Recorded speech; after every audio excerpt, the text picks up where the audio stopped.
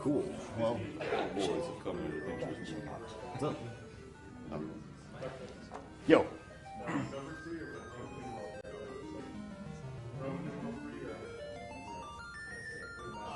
Doesn't matter. Roman numeral, I guess, because it's like slightly cooler. It's more hip. Estimate is 3 hours, but go ahead and put my PB of, well, okay. Make it 3 hours so it looks really impressive.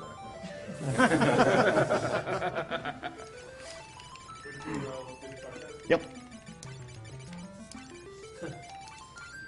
Hope I don't have to input this very many times. Like I said, I'll probably have to reset right away. You didn't make the spelling mistake from earlier. Too late. Oh yeah. Oh yeah, let's keep Flicky with the spelling mistake, that's right. Yeah. And of course myself.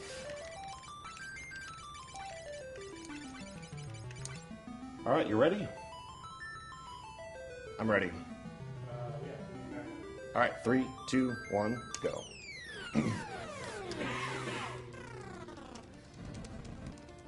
Alright. So there's this is a very intricate route. What I have to focus on in this dungeon is I want to get Fiesel to have a little bit of experience, but I don't want him to level up. So I got a 3 goblin encounter, which is good. He won't level up after this fight. Dang, we missed him. So to keep him at a low level until I get the... I need to keep him at a low level to do this glitch later on. He has to be level 1 for it to work. And so I'm going to kill him off here pretty quickly. And basically he's going to come back and be extremely powerful in the late game. But this is a very, very precise route. Extremely precise. I can't mess up any movement or anything. So I'll have to... I won't be able to explain a whole lot at the beginning. I just kind of need to focus because I don't want to have to reset or anything. So I just want to be careful not to end this battle until he's dead. I think this is pretty good so far. Dang, we missed. So we'll have to do one more round.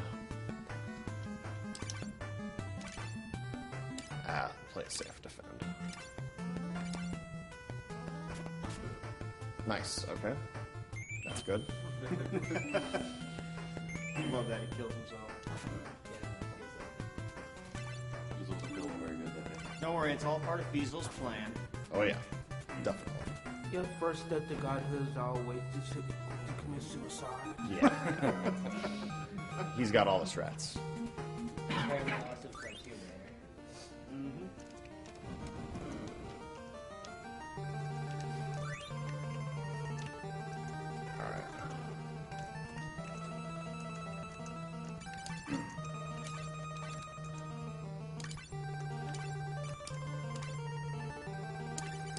So, since Fiesel doesn't have any, he's dead, he doesn't need his equipment, I'm just padding the other guy's stuffs to make the next boss fight a little bit more bearable.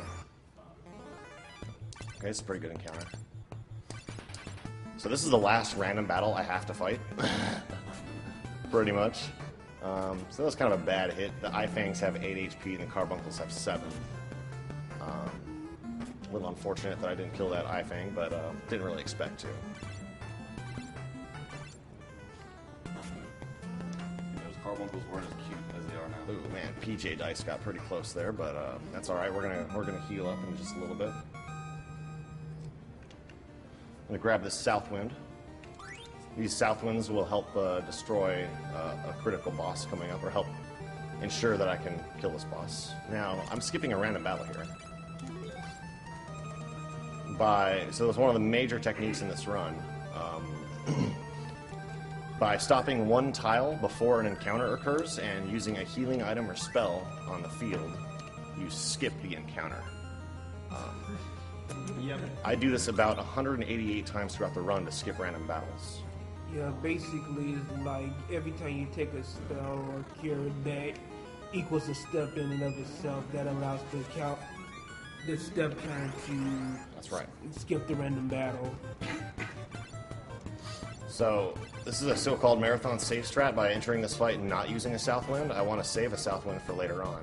And and that's good. I want him to do low damage. There is a chance that this guy can deal a good amount of damage to one guy, like up to 20, maybe even like mid-20s. Ooh, that sucks. Didn't want to get hit there. 12. Okay, that was a critical. That's bad. So I'm going to see if PJ gets hit again, and then I'm going to put him in the back row. If somebody dies here, I will have to reset. Dang, man, that guy keeps missing. Okay, alright, I think we're good.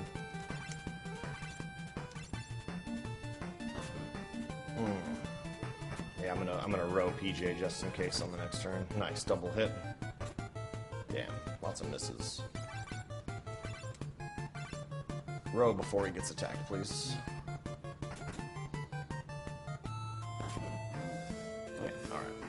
So for those who don't know, who haven't played Final Fantasy, they have a front row and a back row. The front row, you deal more damage, but you also take more damage. The back row, you deal less damage and take less damage.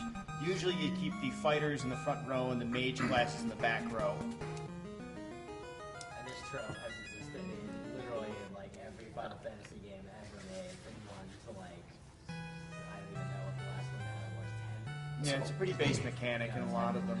So this is the only like real break I get, so I'm going to try to explain a little bit of what's going to happen here. So the primary thing throughout the run is I want to keep Fiesel at level 1 until I'm able to get potion drops reliably from the world map. And in doing that, I also want to be able to afford to buy 99 potions, and there's, of course, so yeah, obviously we're playing the translation here, so. But I'm going to essentially glitch. Yeah. Sorry. Heed this advice. I'm essentially going to Fiesel at level 1. His level in memory is actually 0, and it's going to count as an empty item slot. And by placing a stack of 99 potions at the end of the inventory and winning a potion, the potion that I won drops into his level, so he'll be level potion, and it's essentially a level 166 and will allow him to pretty much destroy anything in the game. So that's why it's critical that he dies early on and stays at level 0. So that kind of makes the first 2 bosses of the game a little bit challenging, actually the first 3 bosses. And in order to survive the third boss fight, which is Big Rat, you have to fight Big Rat in mini status. So you essentially have 0 attack power. You need to damage the enemy with spells.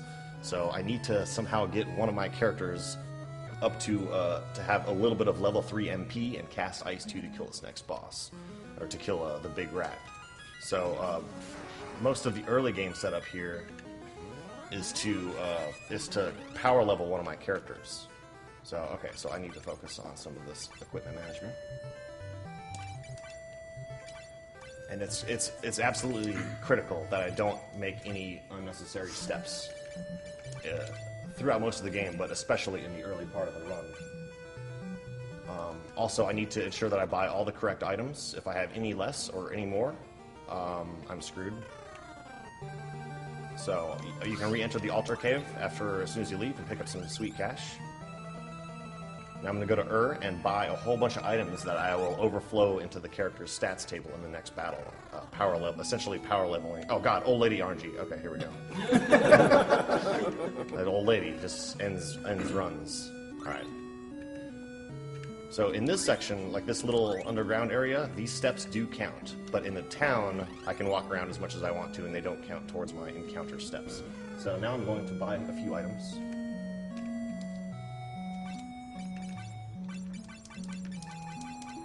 This is a very, very specific setup. I need exactly 3 eye drops, 3 antidotes,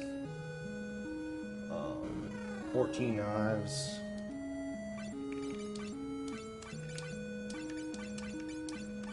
4 long swords and 9 daggers. And I'll need 14 leather shields.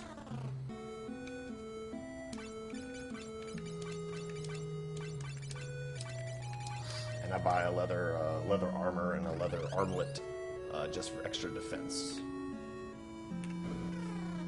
Then my guys took a little bit of damage from the previous fight, so I'm just going to heal them up. Also, since I switched PJ to Red Mage, switching jobs drops his MP to 0, so I just heal up right there to give him some MP. And of course, Fiesel is dead right now. So do you think we can get a quick roll call going? Sure. I'm Duckfist. Honorable J. LV Creed. Ball crusher. Alright, so I'm just picking up a couple items here. Mostly I wanted that Zeus Rage. It's just kind of a marathon strat damaging item in case I don't do enough damage to the next boss. And I pick up the rest of the items because the strategy in the next battle is to fill up my inventory.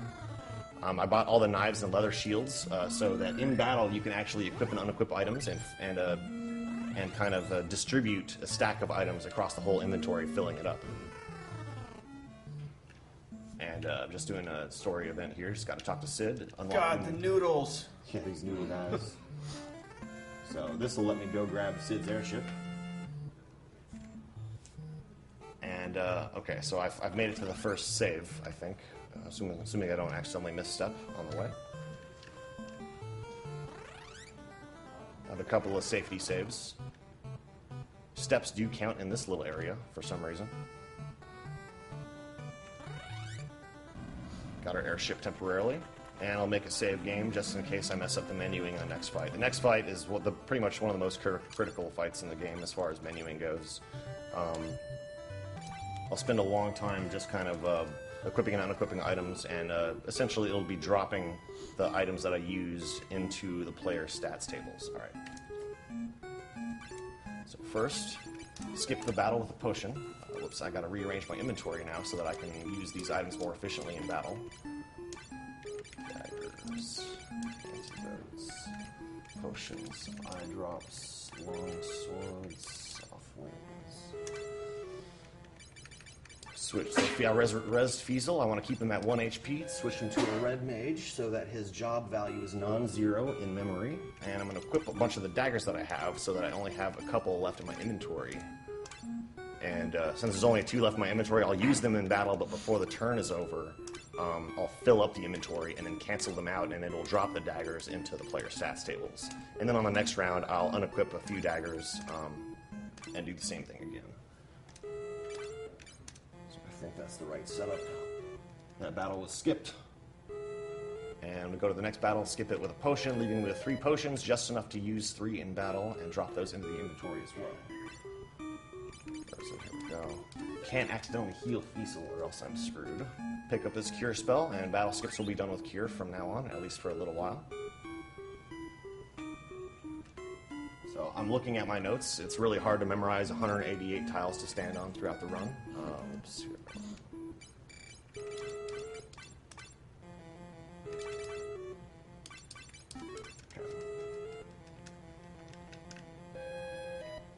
I'm so low level right now, if I get into a battle, I'm pretty much dead.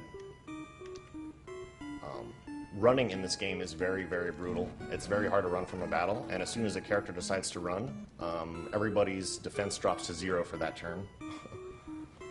Which is, I don't know why they chose to do it that way. It sucks. Alright, so just 3 more battles to skip in the next area. We picked up some NPC that does something. He's the best NPC. And there's a south wind down here I need to pick up. Another nice damaging item I'll need to use to kill Jin, which is the next boss. Battle right here.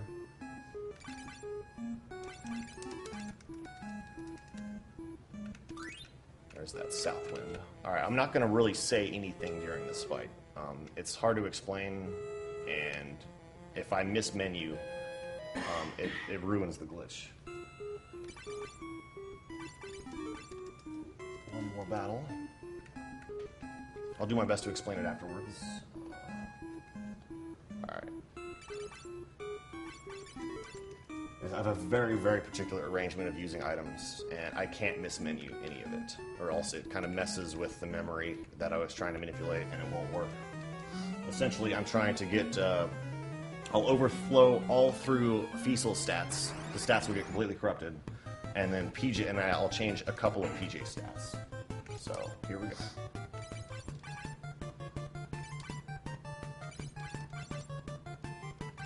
Alright.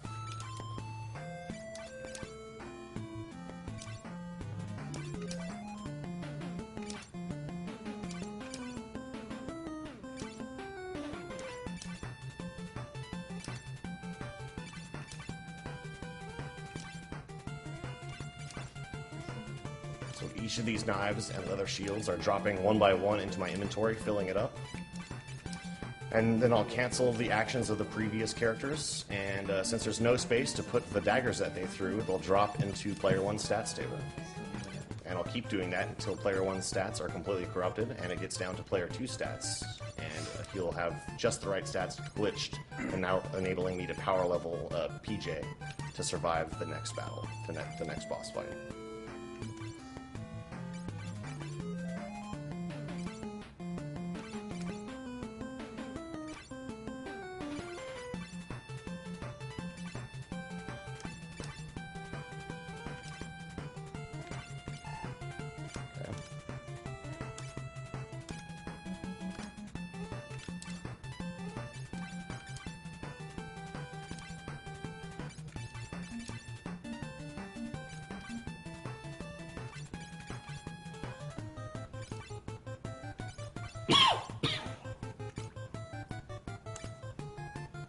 Mess that up. I think this will still work.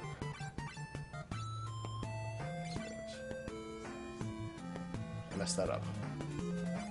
It's supposed to be antidote. I don't think I ruined it yet. I think this is still good. We'll see after the battle. Antidote.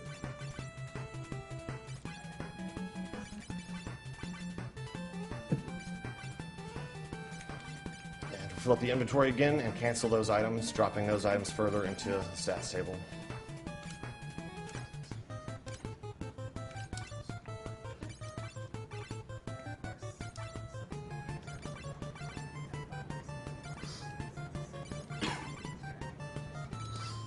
And once again, fill it up.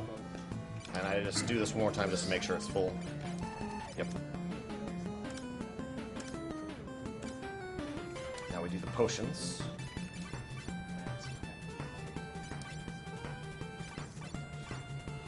This guy has a couple of daggers to unequip.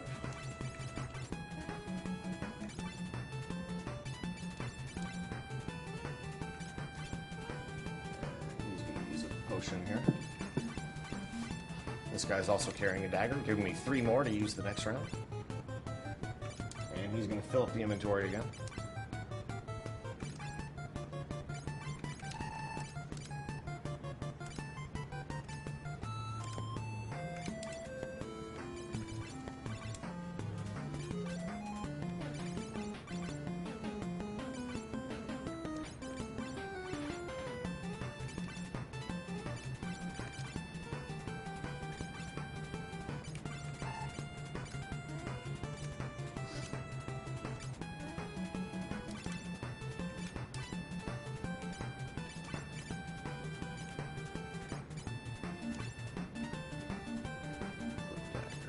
Use dagger. Equip 2 of the long swords.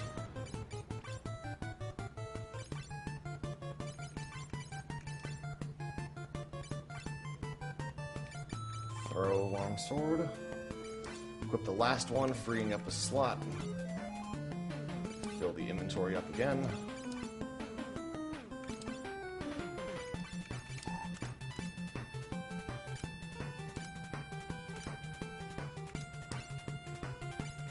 Last one. Now when I cancel these eye drops, PJ should have all the correct stats.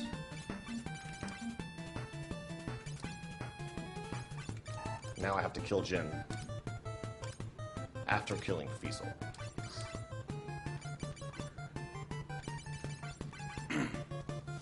Jin's sitting there going, are you guys ever going to attack, or am I just going to stand here all day? Decent damage with the south wind. I should be able to kill him now.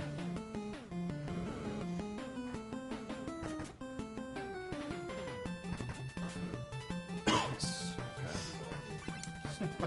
Step 2, the godhood complete.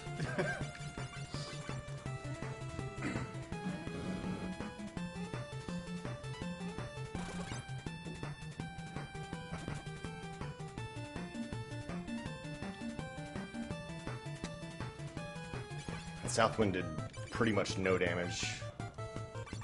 I need to think about this. He rarely rarely kills PJ.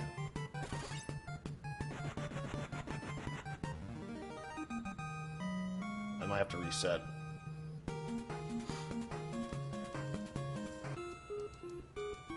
I'm gonna check PJ's stats real quick. Where could I could heal up and kill. I could do this. I could do this. Alright, I think I have a strat here.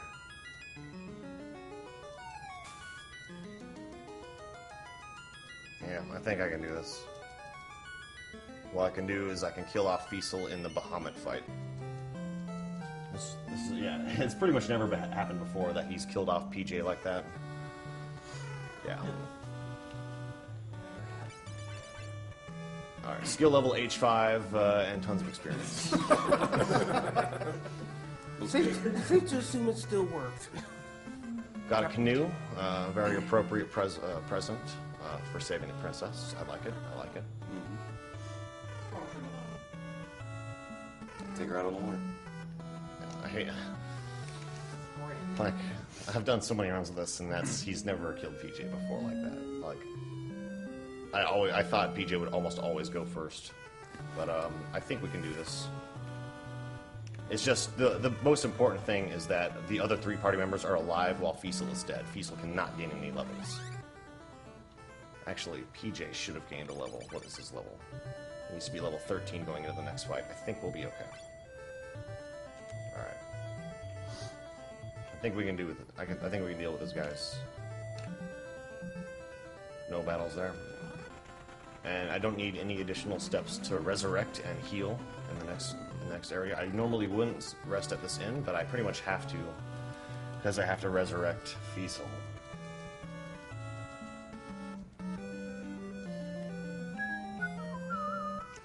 So really unfortunate turn of events there, but I'm gonna go with it and we'll see what happens. Which is a really bad idea normally. You do not want to just see what happens in this run because usually, like, you'll get to a point where, whoops, the glitch doesn't work, and sorry, you can't glitch your level out properly. But I think this is okay. It's hard to explain why, but I think this is okay. Really bad NPC movement here.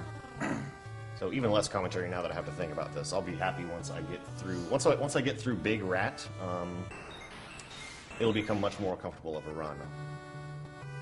Do you want to explain how filling up the inventory works?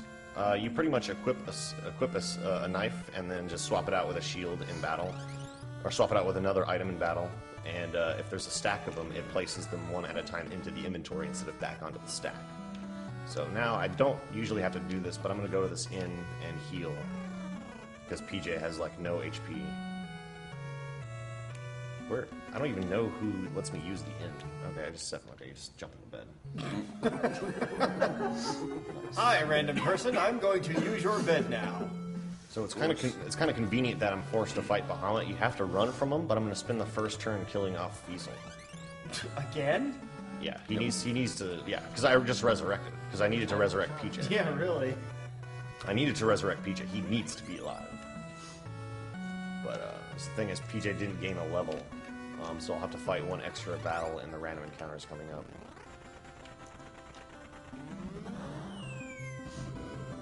Third Airship. So we're gonna go drop Sid off. You don't need to do anything else in this town. His wife is dying, and you're supposed to go find an elixir in the town and save her, but we're just gonna leave her. We'll be okay. No We problem. don't care. All right. And apparently neither Later. does he. Gotta fulfill every small little step to godhood. I'm gonna skip a few battles. You know, I guess it wasn't necessary that I slept at the inn again. I could have been healing PJ in these encounters that I skip. So we're starting to skip encounters again.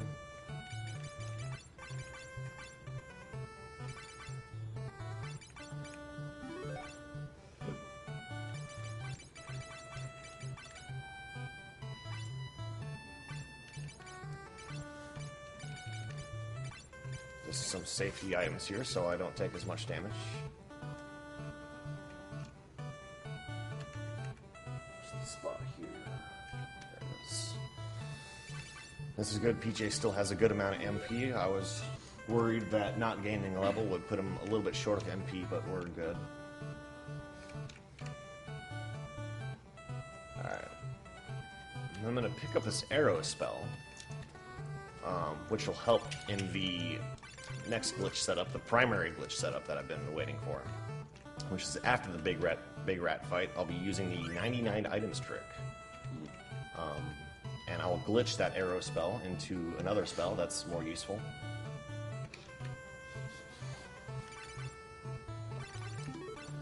Like, if you really want to understand how the 99 items trick works, you can go to, it's like taskvideos.org/gameresources/finalfantasy3.html, I think. Let's look at the game resources page for FF3 on task videos, and that explains how the 99 items trick works. Might be a little easier. And once I get to that point, I'll do my best to explain it. What I did at the Jin fight was the max inventory glitch, and you can't glitch the same stats as you can with the 99 items trick. All you can really do is glitch out the skill level of a party member, effectively increasing their damage by a little bit, and you can glitch out their experience, making them gain 1 experience per battle. So I'm going to see if Fiesel can kill himself. Wait. I'll just have him attack, have him defend, but Bahamut shouldn't kill me. Hopefully Fiesel kills himself. Normally I just run right away. Nice. Okay. So he has a pretty high skill. Even though he's low level, skill does contribute to your damage a little bit by letting you score additional hits and increasing your hit rate. So that's why he did an unexpectedly high amount of damage for a level 1 character. But that's not nearly as much damage as he'll be doing in a little bit. So I got the mini spell as a reward from that fight. Conveniently, it's actually the only way to leave this next area is to cast Mini on yourself and enter the next town. So now I'm gonna heal up a little bit and get into. I normally get into 9 battles, but I'm gonna have to get into 11.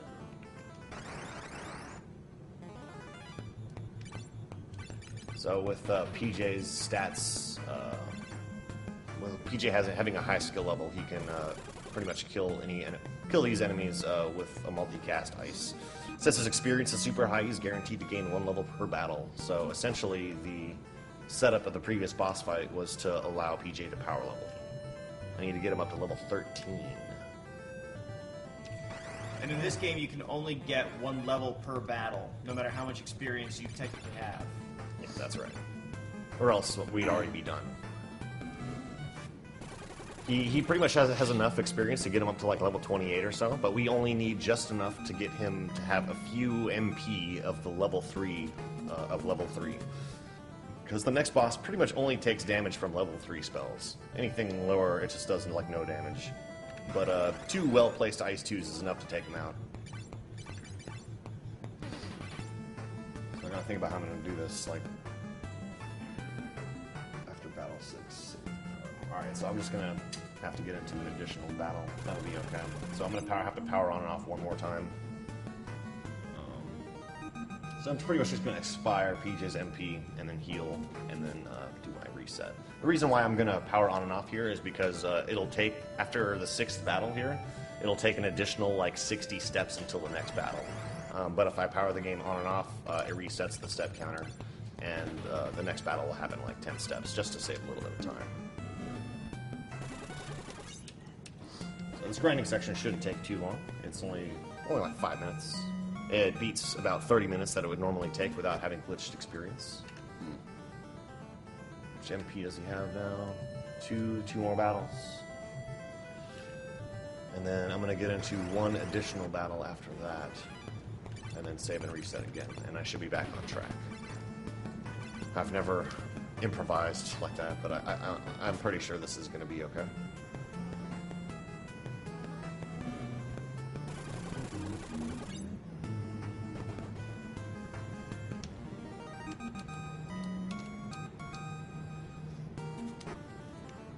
Alright, 1 more, and we'll be good to proceed.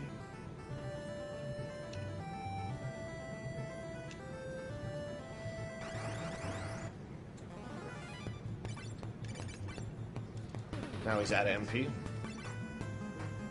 This should make him level 9. I want him to be level 10 by this point. So I'm just going to reset, get into 1 more battle, save at the same spot, reset again. So that should put me back on track here. I'm trying to set up the same scenario that I'm used to. Alright. I'm going to go ahead and teach him Mini. I usually make 2 save files in case one gets corrupted if I power on and off too quickly. So I'll get into a battle almost right away. It beats walking like an additional 60 steps. Gotta love cartridge-based games. And Yeah. loading. Oh man, it loads like that. That's one of the best parts about this game. From power on, you can be on the field in like 1 second. Can't do that in FF9. So I'm gonna waste a little time here just to make sure I have the same situation as I'm used to. Just gonna redundantly heal, get his MP, he's topped off. I don't think it's quite necessary. All right, come on, guy. There we go. But just in case, I just really want to be comfortable with what I'm used to here.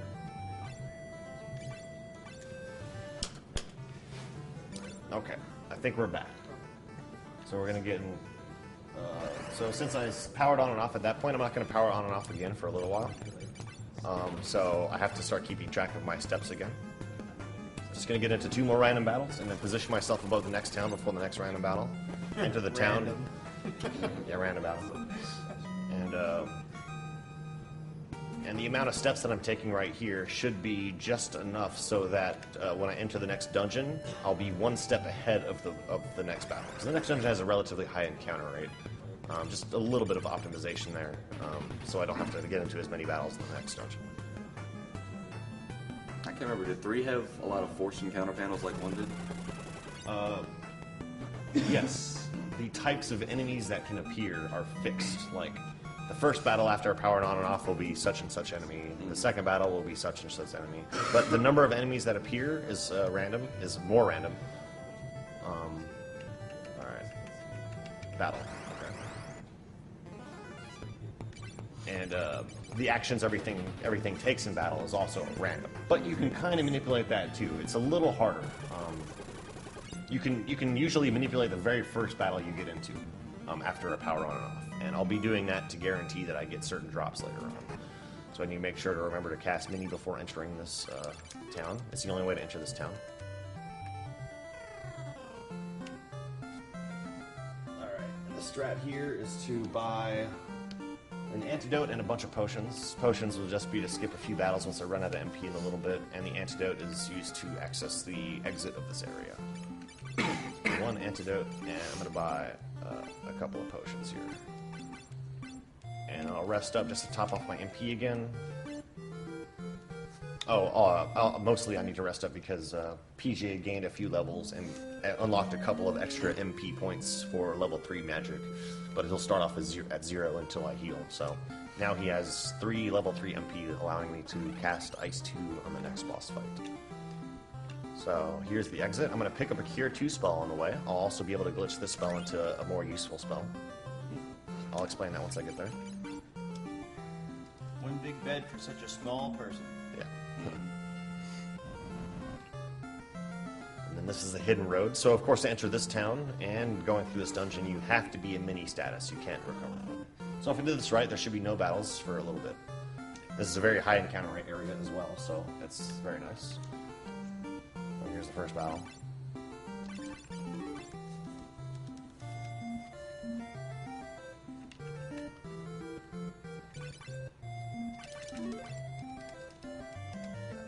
And these battles are tough. Like, when you're in Mini status, your attack power drops to 0.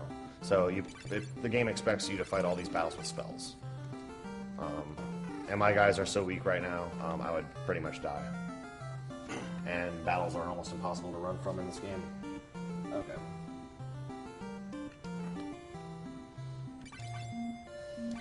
Movement and accidentally getting into battles have become less critical once I have Fiesel decked out. 1, 2.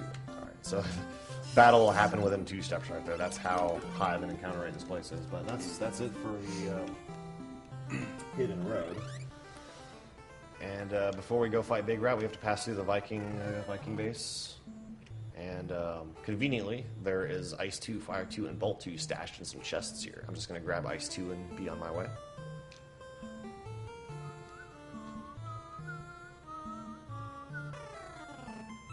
So the main reason why I run this game is because the music is awesome, pretty much. Good reason. I like to say that this is a let's listen to the FF3 soundtrack speedrun. So how are we on pirate RNG here? Alright, not too bad. This pirate can wedge himself in this exit sometimes, making it really just a pain to get out.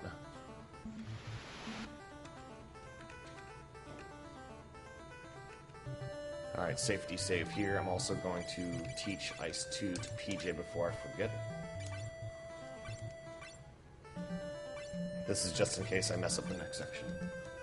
So I'm heading to the Nepto Shrine. This place also has to be entered in mini status, conveniently enough. So, see how there's a bunch of water surrounding this spot? For some reason, if you try to move onto a water tile, it increments your step counter by 1 for every frame that you attempt to move onto it. So, I want to be very careful when moving around water tiles, because I can't predict how long I would hold the button against it if I do that on accident, and it would just throw off my steps, and suddenly encounters would occur much earlier than they should. So we're heading to Big Rat.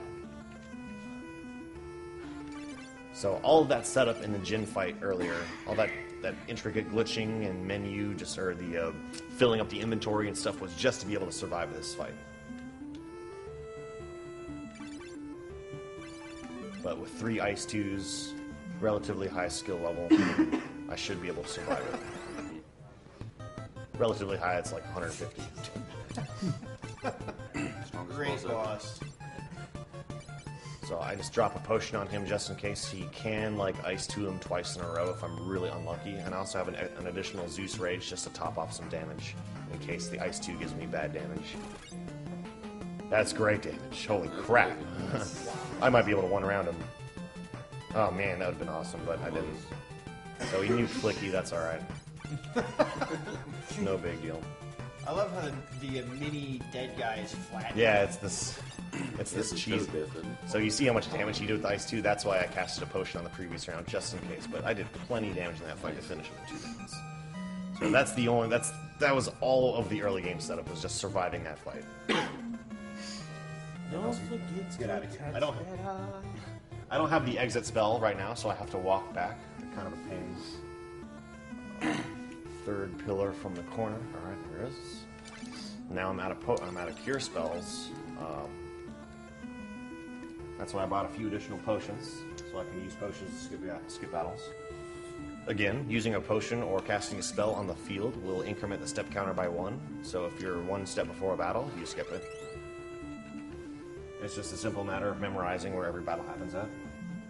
Or do what I'm doing and take a whole bunch of screenshots and watch a guide while you play the game.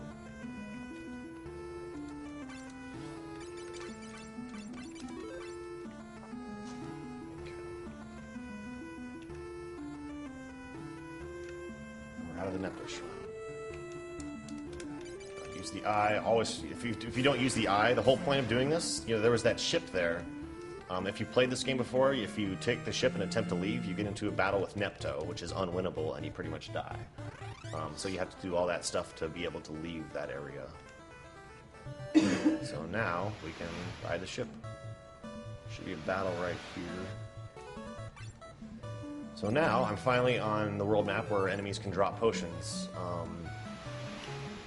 But I didn't have enough cash to buy 99 potions before, but for some reason this abandoned castle, this has tons of cash stashed in it, so I'm just going to loot the place. When I save everybody, they don't seem to mind. You guys get paid somehow. Yeah. Just look in advance. Yeah, payment in advance, that's right. That's a trend in every single house in RPGs. There's like 13k gil here. It's a ton. Plenty of money for potions. Oh, that was 100. I should pick up that first chest. Kind of a waste of time, but whatever. Oops, took 2 additional steps, but steps don't make that big of a deal at this point. I'm not too worried.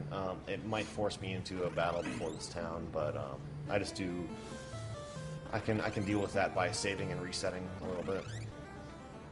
All right, here we go. So I want to stop about right there.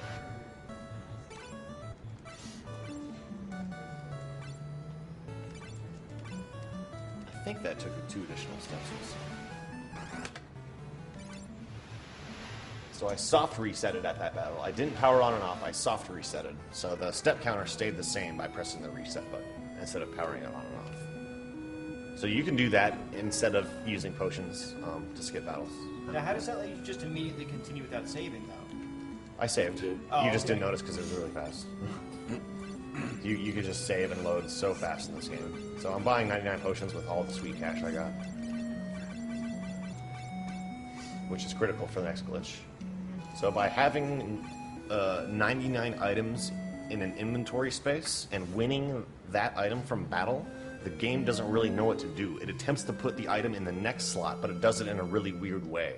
If there's another item 2 slots away from the stack of 99, it'll upgrade that item to the next item ID value in like the item table. Or if you place the item at the end of the inventory, at the very end, it attempts to put it past the inventory. Turns out the memory addresses after the inventory are the player's stats table. And that does a wonderful thing. Alright, let's I might get into it. Alright, so I'm gonna reset. Alright. So I made a save. I think I can there's no steps for me to make it here. Alright. Spot. Okay, that's the spot. So I'm going to start with the stats, placing the potions at the end of the inventory. And here's a very intricate battle manipulation coming up. So luckily, Fiesel is still level 1. If we look in here, level 1. In memory, that's 0. So it turns out that Fiesel's level is the next space in memory after the last slot of the inventory. So it'll attempt to put the potion past the end of the inventory. It sees the 0 and says, oh, that's an empty spot. Let's put potion there. And, yeah. Oh, did I save both times? Okay, cool. So essentially, Fiesel's level will become potion. I Level potion. put it in the wrong spot. All right, I was 1 space too low. I need to be in an exact location. All right, there we go. That's good. So, in addition to knowing when the battle happens at, if I can enter the battle on a certain frame, I can guarantee exactly which enemies appear. And if I perform certain actions throughout that battle, I can guarantee the results of the battle, like the drop. So there's a certain timer value that determines the RNG throughout the battle.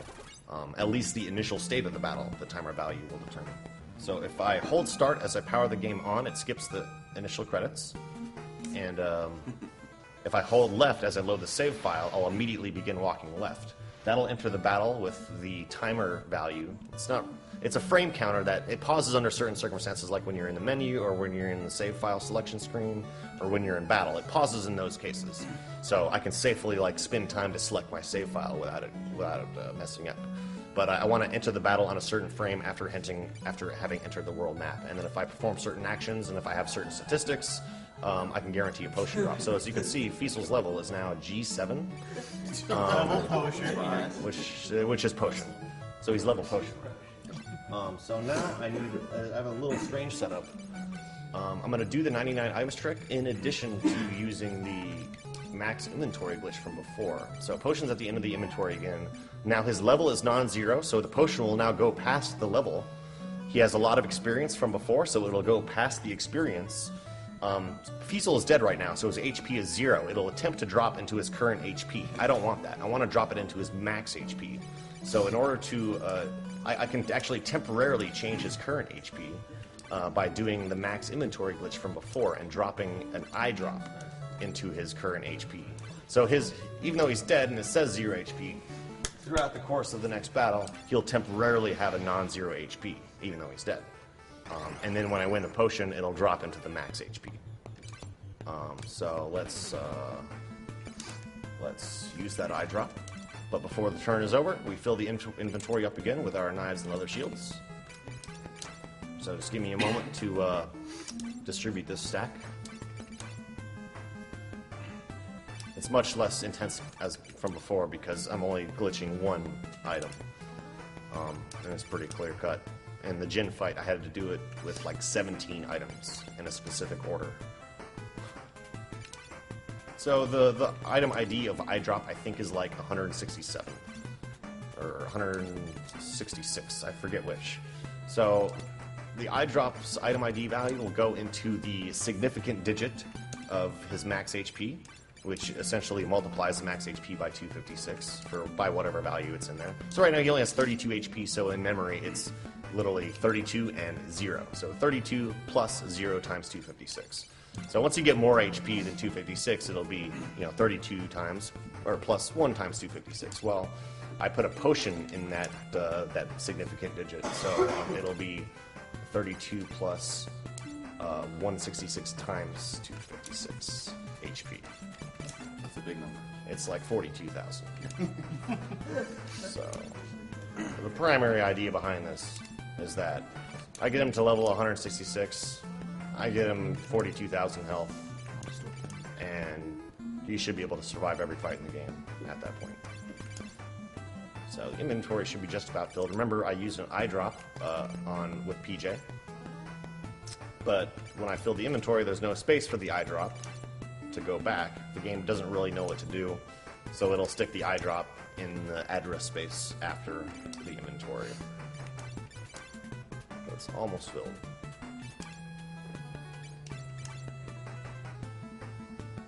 So of course, if there's an empty spot in the inventory when I cancel out, the eye drop just goes there. But whoops, I didn't mean to do that. Alright, it's kind of worse. Alright, but instead, eye drop will go into more interesting spots. Okay, so it's filled. Now he has a non-zero current HP. It's not represented on the screen. And since I haven't actually taken an action in battle yet, the RNG is still the same from when I entered the battle. I'll do the same thing as before. Cast Ice 2. It should be a strike first encounter, and I'll win a potion.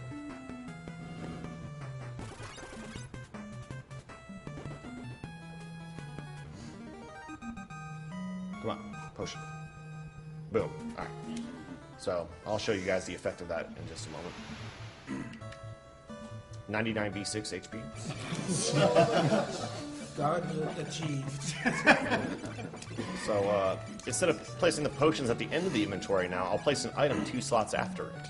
So the potion that I win, it doesn't successfully drop the potion into this slot. It kind of messes up and drops half of it into this slot. It drops the potion part into the quantity part of this item slot. So I'll essentially get 99 of nothing in this slot in battle, and the 1, which is the quantity of the potion that I win, will be added to the item ID value of this item. So as a result of the next battle, I'll have 99 potions, 166 of nothing, and a Water Fang will be transmuted into an Earth Fang. So this is so I'm done glitching stats. Now I'm just fabricating a few items to help me with some stuff in the late game. That is the greatest backpack ever. All right, I forgot a small setup because we're now going to be using Fiesel to. We're now going to be using Fiesel to help us win fights. So I kind of messed up a little bit with my positioning here, so I'm just going to make a couple of saves and soft reset until I can resurrect Fiesel. I forgot to res him. Okay, should be good.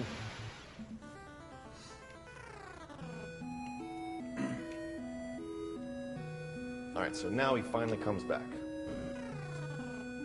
sure I do the right stuff. Computer's laggy. Alright. Now what's kind of cool in this game is you can swap magic between characters, so I'm just going to have Fiesel take all of PJ's spells. Now, check this out. His stats, check out his strength. 6, agility 7, not that high. That's because he didn't actually level up. I just changed his level myself. But I can make the game recalculate his stats by changing jobs. Oh, shit, I gotta remove the equipment. Alright, that's kind of annoying. So I'll change him back to Onion Kid. Change him back to Red Wiz. And God stats. Pretty much. And since I changed jobs, he has no more MP. I'm just gonna heal up, and he'll be good for the rest of the game, pretty much. I think that was about it. Now I'm just gonna glitch out a couple of items, like I was mentioning before. So I got a Water Fang from that previous battle. Turns out 2 item IDs above Water Fang, so the next item ID is an Earth Fang after Water Fang. The next one is a loot. You actually normally need a loot to be able to wake up Un later on in the game, but I can fabricate one right now and wake her up early. I'm not sure if my steps are okay. I'm gonna make another save. Might get into a battle before. Yeah, alright. Oh, just in time, too. So, because Fiesel's doing the damage now, I can't use my previous battle manipulation location, because it's a different person doing damage. He has a different level. The RNG is calculated differently. So I have a different setup for the particular stats of Fiesel at this location. And I have potions and water fangs in the right spot now. Make a save here. This is a really convenient battle location, just like the previous one. Even better, actually, because the majority of travel is done in boat, so it's really fast. So hold start, power on and off. Hold left as the game loads. Battle right here. I forgot to unmini. It's Fiesel last mini. All right, so a little bit of slop here. It's all right. It's all right.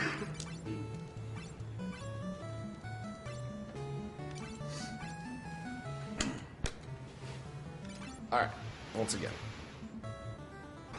So again, I enter this battle with the timer on a specific value. The timer increments on every frame under certain conditions. So in this battle, I have Fiesel, Ice 2, everybody else attack. Strike first, Fiesel goes first, Ice 2 all, win, potion. And having placed the Water Fang 2 slots after my 99 potions, the game flips out and increments my Water Fang by 1. And now it's an Earth Fang. Do the same thing for an Earth Fang. There's the Earth Fang. So I have to do this for a couple more items, like maybe 4 more times. So just relax for a moment, and we'll have this done. Look how quickly you can save and reset. It's beautiful. Right. So Fiesel is so high level. Even though he's winning experience from the battle, it's like he's never leveling up. His stats aren't changing. So the same RNG is occurring every time. So in fact, if you pay close attention, I'm doing the same damage to the enemies every time. So even the damage calculation is the same.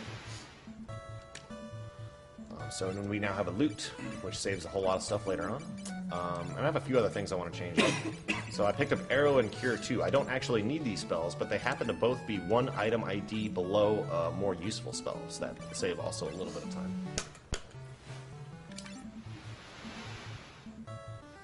So I think I put Arrow at the end there. Yeah. Also, let's pay attention to these damage values and see if they're the same. I forgot what they were last time, so... we have 1280 and 1,000. 1,000 something? Just 1,000? Okay, that's easy to remember. So it'll be the same every time. Also, any 4-digit damage is really good in this game. So. Yeah. Oh yeah. So Arrow became Toad. Do that same thing to Cure 2. The Toad is just like a minor shortcut. You actually are supposed to get Toad next before the next. But it makes you walk to Gurgen Valley and talk to these old guys, and they give you Toad, and there's a couple of random battles, and I'm already here glitching stuff. I might as well do it right now. That's the idea. And you don't actually get exit for a little while either. I think you have to go to the Ancients Village and buy exit, and that's kind of far away. So we don't even go to Gurgen Valley or the Ancients Village.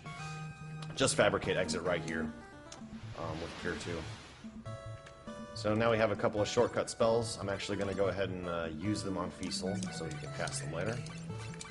And for some reason, the next item ID above Leather Shields, which is the weakest shield, happens to be the strongest shield. Onion Shield. So, here we go. I don't actually need to use Onion Shields, but they sell for quite a bit. So, yeah.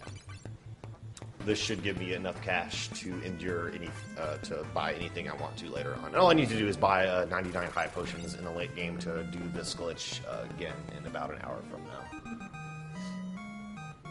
So, boom, we have 14 Onion Shields. And do the same thing to the helmets, just because this is a marathon safe strat. I'm going to want to equip an Onion helmet later on Fiesel to reduce the chance. Well, actually... he has a slight chance of getting instantly killed by a boss. It's like the third to last boss. But if I equip an Onion helmet, he'll survive it no matter what. So it's kind of a safe strat. I don't want that to happen. So this is the last encounter. for a while. And I'm gonna do this weird. I'm gonna move to this weird spot, save and reset, and move around a little bit. It's just to fix my route from my emulator route. Don't worry about it. I just didn't feel like rerouting it and finding a bunch of extra battle locations.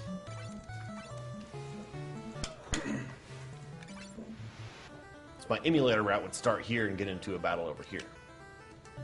So I'm just going to pretend that I did that. Alright.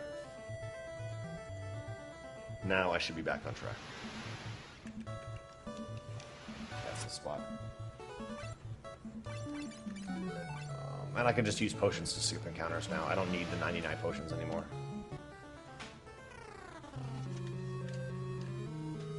And you need Toad to enter this next area. Conveniently. Oops. Cast Toad on everybody.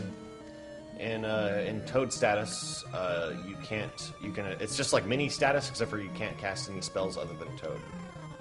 From what I understand. You just needed Toad to go through that one little area, and that was it. And this guy says something. Alright, let's go. Does anybody even remember what he's there for, just to be sacrificed? No. It's, I can't remember.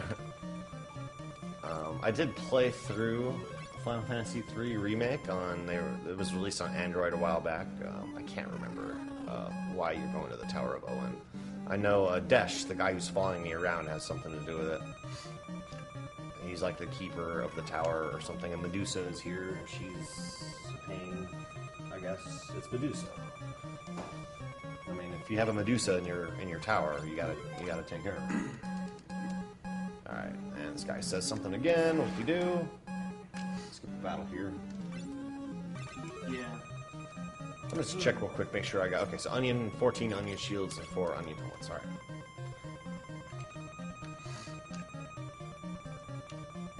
So now, if I accidentally get into a random battle, it's no big deal. I can pretty much survive anything now. But it would waste time, so let's try not to. Let's try to keep on pace. 1, 2, 3. Alright.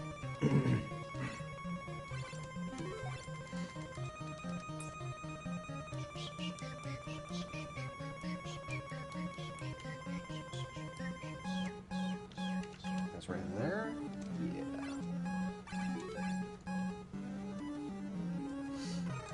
So, in a little bit, you'll see how effective Fiesel is against bosses now.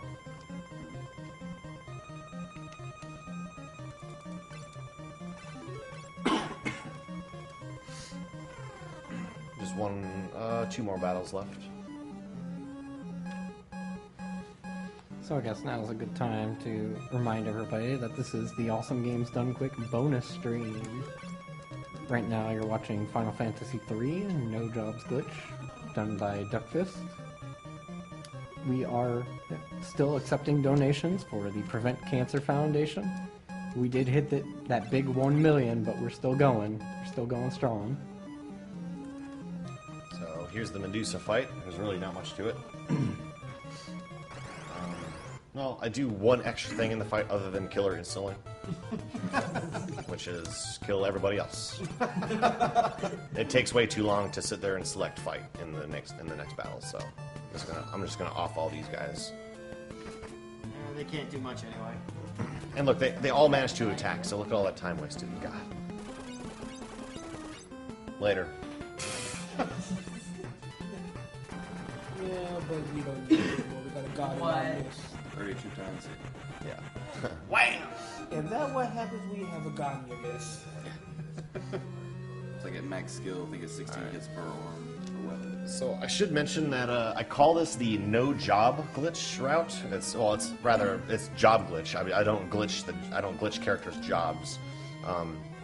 I purposely made Fiesel a red mage and PJ a red mage so that when I did this inventory corruption, it wouldn't glitch out their job. As an Onion Knight, your job is 0, and it would treat that as the empty inventory slot instead of the level.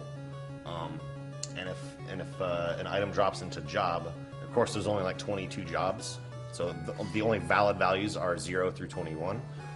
But if you drop a potion in there and your job becomes 166, some crazy stuff starts to happen. Their sprite will glitch out, and more importantly, their command list in battle changes depending on their job.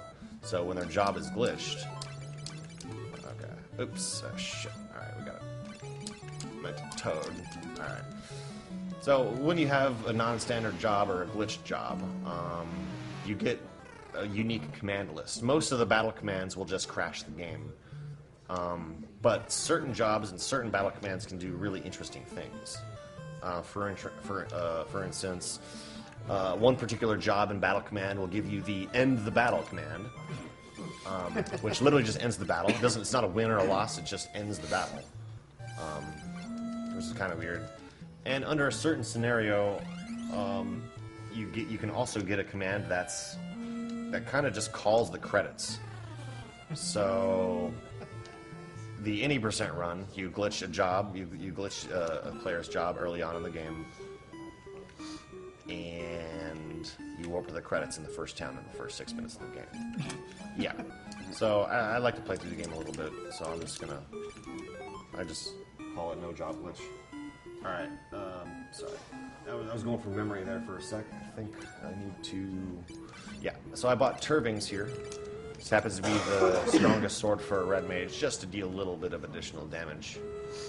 As if 3,000 wasn't enough. Yeah. Now remember a while back when I was doing a little bit of level grinding, I said I had to power on and off. I had to hard reset it so I can get into a battle faster, because at that point in my encounter steps there weren't going to be any battles for a while. This illustrates that. For some reason, after that previous battle that I skipped, there's no battles for like 70 steps. So I'm not skipping battles, I'm just walking. There just happens to be no battles for a long time. So that kind of illustrates how much of a pain it was when I was grinding. So I purposely reset back then to get into a battle faster. Of course, in this case, it's convenient. So, anyways, yeah, you can finish the game any percent by glitching out a character's job and calling the credits in the first town. And actually, I started routing this game before that glitch was discovered, and I was kind of upset that my routing would kind of go to waste if I was just going to do any percent and not really play the game. The whole reason why I want to play the game was just to kind of chill and see the game and listen to the music and stuff. Just kind of have a fun stream with it. And any percent doesn't allow that. So here's a boss.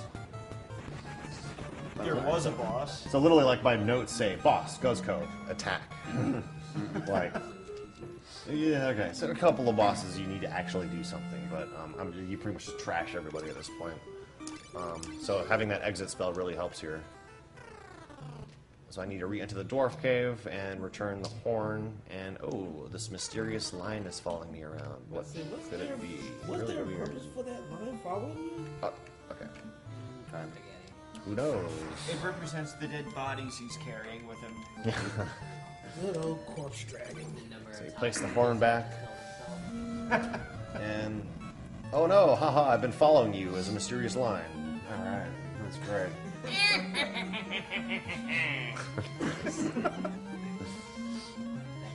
Stand there as he steals the horn. So I like to impulsively cast exit to move around faster. It's way easier. Next dungeon, also kind of a hard dungeon, but with battle skips without having to grind, you just wreck the game. As if you didn't already. Yeah. Oh no, tomato soup. Oh, the tomato soup. Yeah, that's right. Pretty delicious.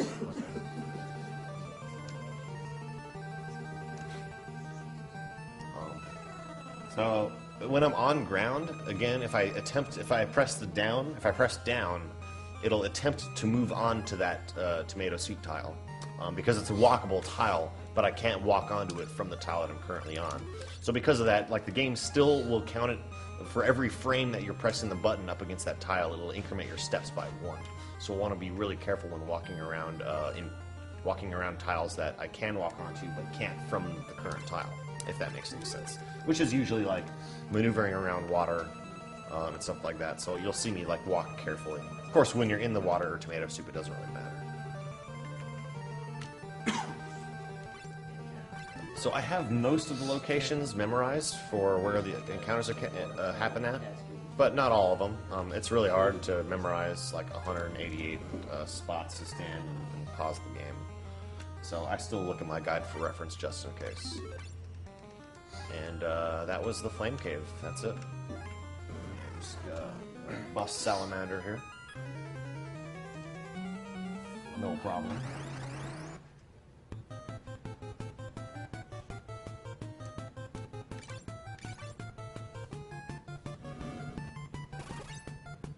Ice 2's animation is slightly faster than the multiple sword hits.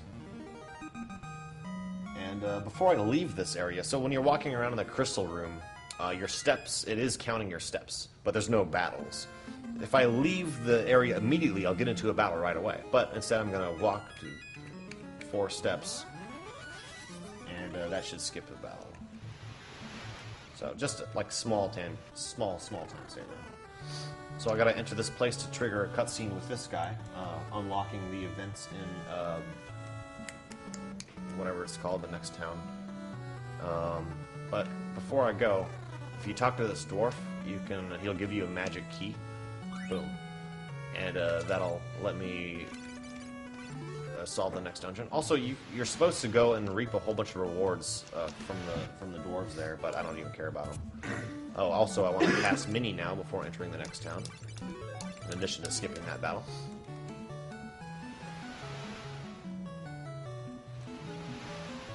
Yeah, there's one more battle on the boat. It's kind of hard to spot. A visual cue is as soon as water appears on the left side of the screen, and you're lined up right there. Okay. And I'm going to park my boat here, because you'll exit the next dungeon from that forest and the boat will be right there. So no battles here. There's actually going to be a battle immediately in the next dungeon unless I 1, 2, 3, 4, 5, 6 walk an additional 6 steps. So, oh no, ambush and topple. Uh-oh. So apparently a bunch of people were kidnapped in Hines Castle, which is underneath the desert. So I was sent to prison. I'm already in mini status, so I escape immediately. Because I walked an additional 6 steps, there's no encounters in this dungeon, or in this part of the dungeon. I like this dungeon track. Again, the music in this game is awesome. It's right there. Alright, so doing good so far. Haven't gotten into any accidental battles yet, which is pretty rare for me. I usually monologue too much and don't pay attention. Looks like we're doing okay. Oh yeah, I should probably unmini at the same time as I skip this battle. Alright.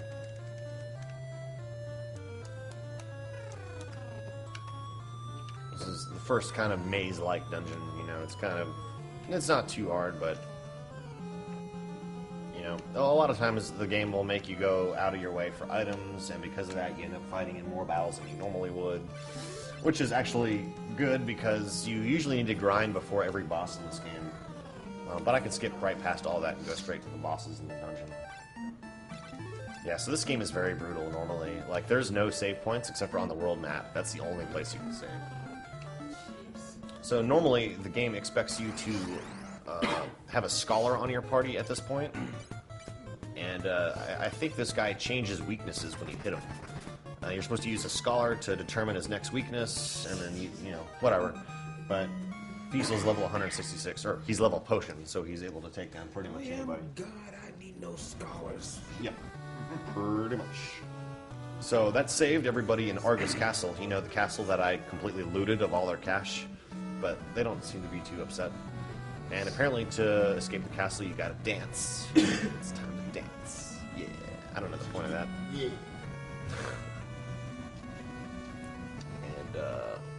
There we go. We've arrived. And now you're in the Living Forest, and you get the Wind Fang here. But you don't actually need the fangs. You just need to trigger the event that gives you the fangs. If you remember from before, I actually glitched the water fang I got into an earth fang and into a loot, so I don't have a water fang anymore. You're supposed to have all 4 fangs to access the final dungeon. You don't really need them in your inventory, though. You just need to have triggered the events that gives them to you. So it's fine that I glitched them away. So I stole all their cash, and as a reward for saving them, the king gives me time gear. I'm not really sure what makes that an appropriate reward for saving everybody, but turns out we need time gear. In fact, that's the next thing we do. In fact, like one of the few guys we actually talk to knows exactly what to do with time gear. Happens to be compatible with our ship. Apparently, time gear turns a ship into an airship, and only Sid knows how to do that. So we're gonna go talk to this guy, outfit our ship into an airship, and leave the floating continent. Everything we've been exploring so far has been on the floating continent, which is only one location on a much larger world map. So we'll fly to that world map right now. Of course, the main world is sunken. There's only a couple of locations. So the task will be to save the main world. So I'm gonna fly here, and it's hard to find the location of where to go. So I have a musical cue to tell me where to go. Hold on.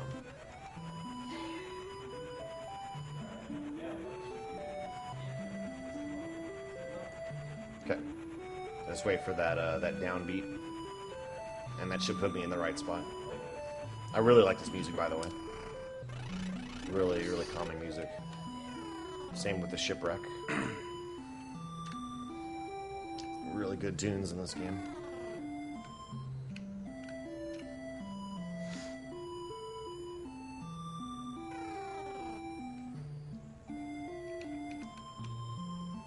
Gotta be careful around those water tiles.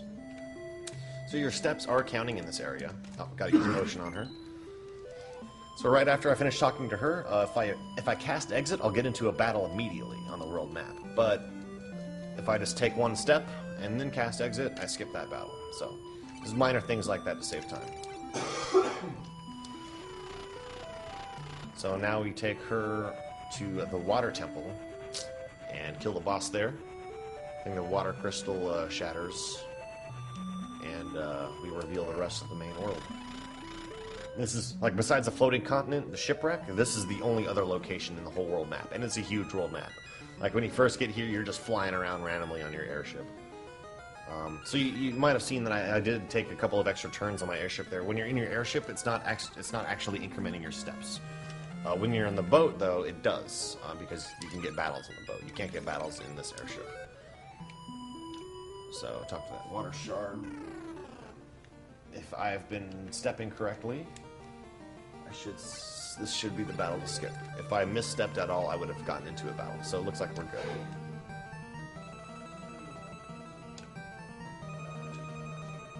Alright. And we needed to get her to open this door. That was the whole point of going to the shipwreck.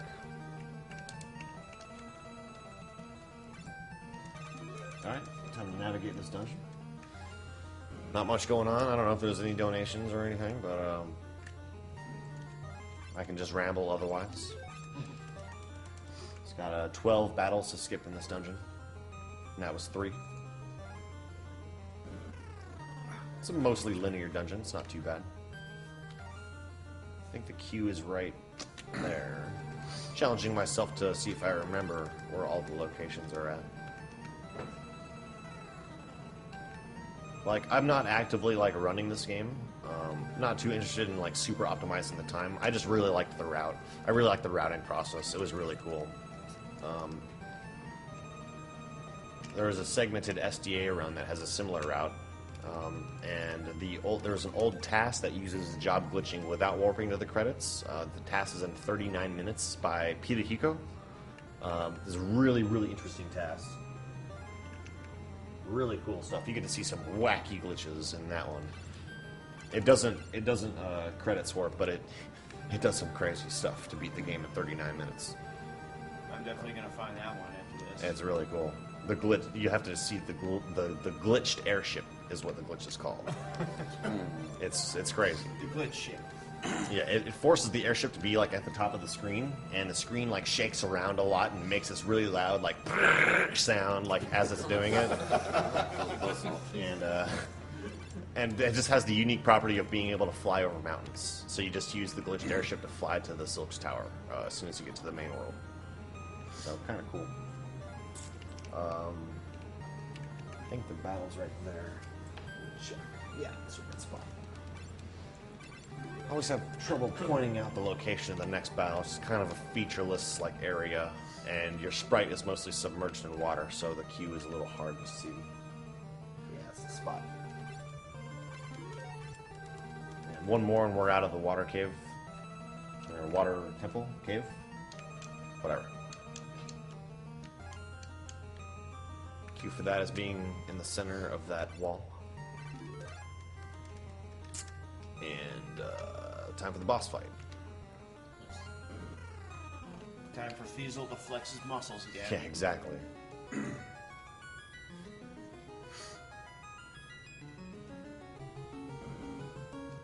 And Elia has the brilliant idea of pushing me out of the way, as if I couldn't survive a poison dart at 42,000 health. Yeah, that would hit Fiesel and be like, it's just a flesh wound, just a flesh Yeah. Beat the hero. wound. Yeah. I wonder where he'd be at level antidote. That's like 2 levels higher. Doesn't help much, though, apparently.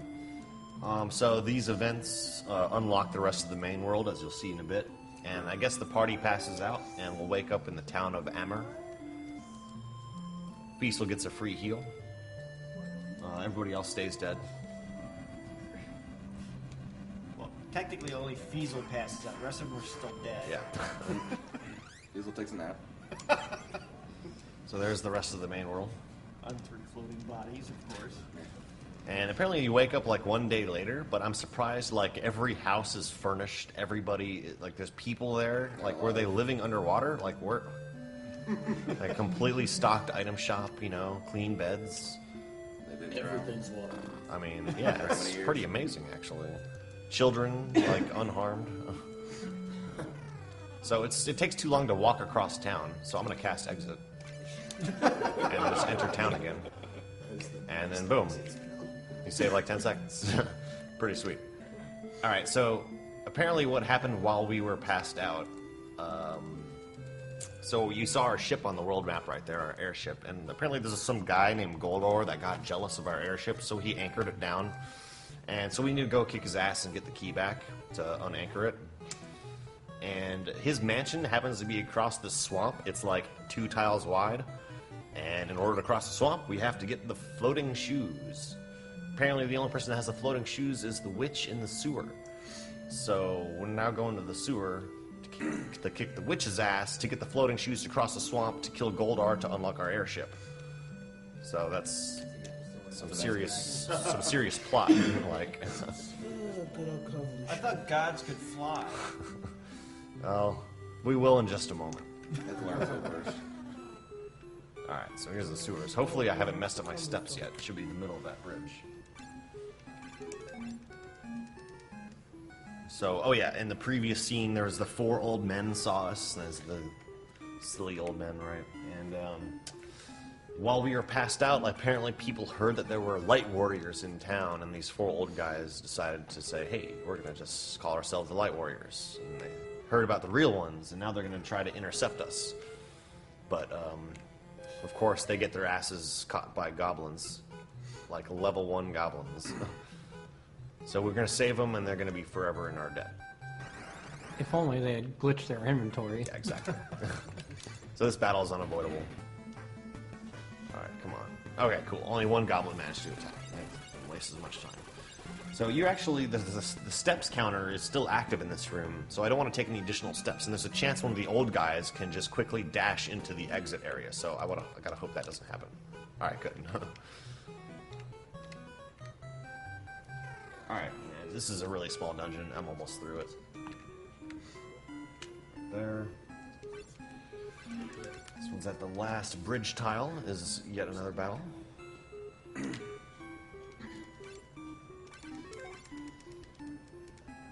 2 steps from the bottom left corner is another battle. And that's the last one. So apparently the witch, when we approach the witch, she doesn't trust us. So instead of giving us floating shoes, she attempts to kill us with fake exploding floating shoes. But luckily the old guys are there to warn us just in time. Mo, Larry, Curly, and Bob. So there was the fake floating shoes that we narrowly dodged. Airport security would have been right on your butt for that one. The exploding shoes, yeah. No, they would have caught it. That's right. TSA for life. So we got the real floating shoes. The old guys are on our side now, so we're good. Do a little dance, cast exit for us, and we're out of here. Now we're gonna now we have the floating shoes to cross that one tile wide swamp. We're gonna head to Goldar's mansion.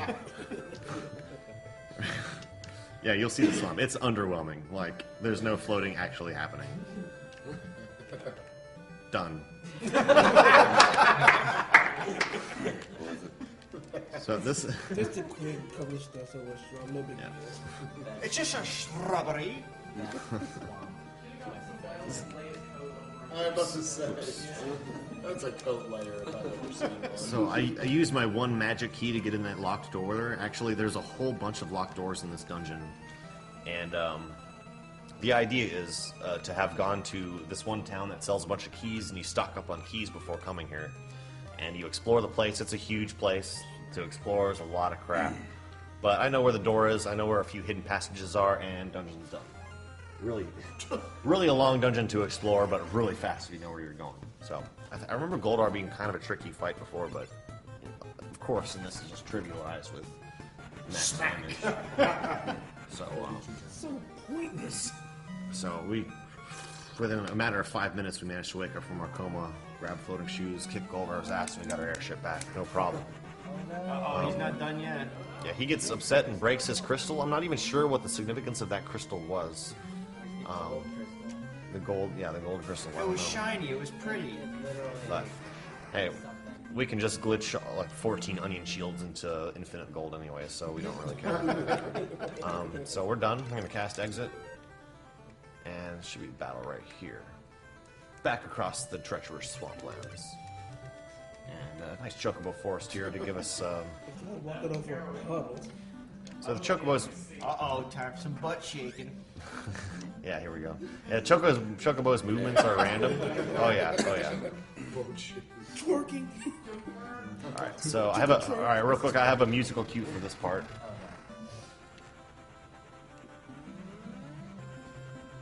Okay. It's kind of it's a large world map, and navigation's just a little tricky, but that should put me in the right spot. One tile away. And just in case the chocobo's movements were too random in there, I have a save spot right here, just a safety save, in case my steps were, in case I had to chase down a chocobo. I had a really good chocobo luck though. So enter this. So when I fabricated that loot earlier, it lets me wake up Un pretty much right away. Instead of having to, you normally have to go through the sequence of events where you fly the airship above the castle of Salonia. They shoot down the airship, and you have to change jobs to dragoons and fight this boss. And then you get another airship that's turned into a submarine, and you go to the Temple of Time, and you get the loot. But we skipped all of that, so we have a loot already. Pretty nice. Take it Fiesel's best friends with Link. Playing the tune. All that and having access to musical instruments in a game. Oh yeah. That's the only time we played. I don't know why she was asleep, but we only need her to break these boulders. That let us access the main airship of the game. And it's too bad we warp out of this area really fast. I really like this theme. It's a really nice theme. God, Fiesel's really lazy. He makes everyone else do all the heavy hard work, and all he does is just bitch slap at two people. He's Yeah. Exactly. Every possible shortcut. So now we have Un in our party. Grab the airship. We're going to head to the ancient Labyrinth, I think. With her, we can access the ancient Labyrinth and get the main airship of the game. The whole point of getting this airship is to be able to fly over mountains.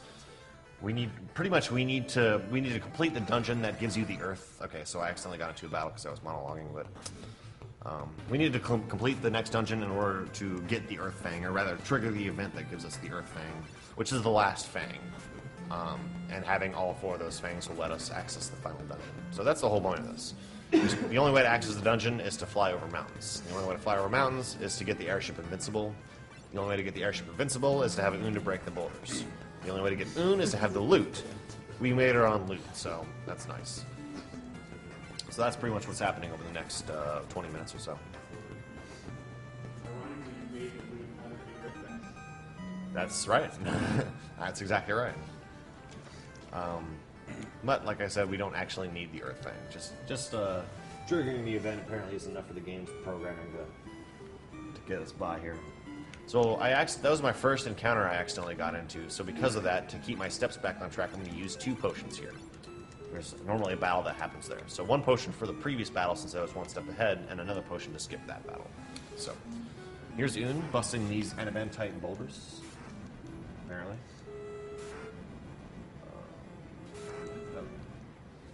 Can't forget about the next battle. Like I'm always like talking about the boulders by this point, so. And this is kind of a crappy dungeon, like really, really crappy. So for one, since we skipped a large sequence of events, the enemies in this area are much higher level. I probably won't be able to kill any enemies here with a cast of Ice 2. The annoying part is that all of the enemies in this dungeon, they split when you hit them. If you hit an enemy and they don't die, they split into 2. And the 2 enemies inherit the current HP of the original. So if I casted Ice 2 on 3 enemies, boom, we have 6 enemies. So it kind of sucks. I really want to be careful not to get into a battle here, because I would have to single target everybody with just the sword. Kind of a long dungeon too. I mean, really confusing. You saw all those multiple pathways. They're just completely like misleading. 5 more battles, looks like. 1 immediately upon entering this room. Alright, check out this optimization. I don't know why there's a hidden path here, but boom. Get red steps. Just goes. Every little shortcut counts. So, I have no explanation for that hidden path. Sorry, guys. What an Easter egg. They had 1 extra tape left in Nintendo Power to fill it out, and they just decided, well, put something here. Yeah, that could be it, man. This is a mostly featureless area. It's hard to. Okay, it's 2nd bridge tile. That's right. All right.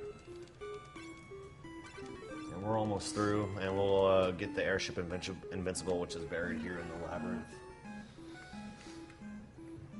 It's a really slow airship, but it has a really cool theme. And it's one of the coolest airships in Final Fantasy, as far as features go. It's got four different item shops, like magic shop, item shop, armor shop, weapon shop. It has a bed, it has a fat chocobo, it's got everything you need. Of course, I only use the item shop, but it's pretty sweet. There it is.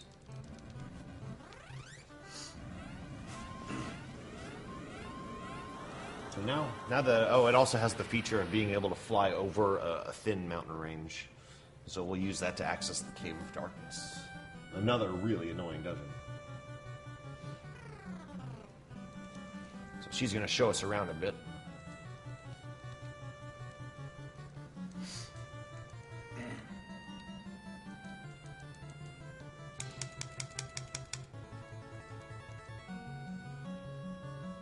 Fat chocobo. Oh yeah.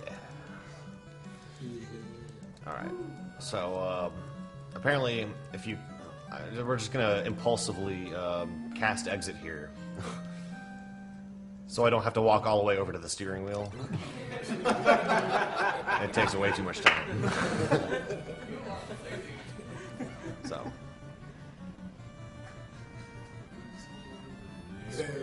So normally when flying around the airship, your steps counter is not active, but in this area, steps counter is active. You can get into battles in this one spot. So kind of a complex maze to get through this. This crappy area. It's right, down, down, down. And it's actually a pretty high encounter rate as well.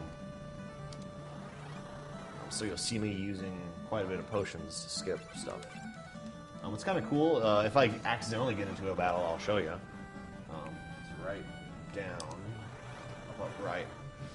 If you get into a battle while in the airship, the turn starts off with cannon fire, and the enemies instantly take a bunch of damage. So that's kind of cool. But hopefully you won't see that. We'll see if I mess up. So this part will illustrate the high encounter rate of this area. So 2 battles happen within 4 steps, and I'm just going to use 4 potions. Makes it easier. I think that was 4. I hope so. Up, up, left.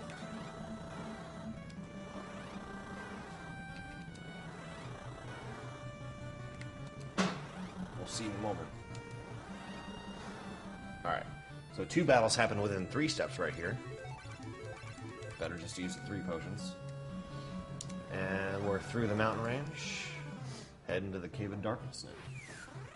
So the boss of this is significantly stronger than previous bosses. It would actually take a little while to kill him with red mages equipped with turbines, even at this level. So I'm going to pick up a couple of swords here, some high-level swords, which will let me, I'm going to switch to a Mystic Knight in just a little bit and equip those swords, doing a little bit of damage. And also, those swords have really high item ID values. They're pretty close to being the strongest weapons. So I'm going to, later on, glitch these swords into much better weapons. So I picked up a Kotetsu there. And this place is a real pain to navigate. There's just tons of hidden passages, tons and tons of floors. Tons of branching pathways, navigation out of bounds, and to top it all off, every enemy in this dungeon also splits when you hit them. So it's pretty much the worst dungeon, especially in a normal playthrough. Even in a glitch playthrough, navigation is just really hard, like knowing where to go. That's the spot. Like, you can see how many battles we've skipped so far. Like, we started with 99 potions, and I'm down to 31. Like, lots of battles get skipped here, so 1, 2, I think that's the spot. Yeah. Next room has 2 battles. There. So this will take another, like, 3 minutes to navigate through, if you'll just sit back and enjoy the dungeon theme. Or if we have any donations or anything, feel free.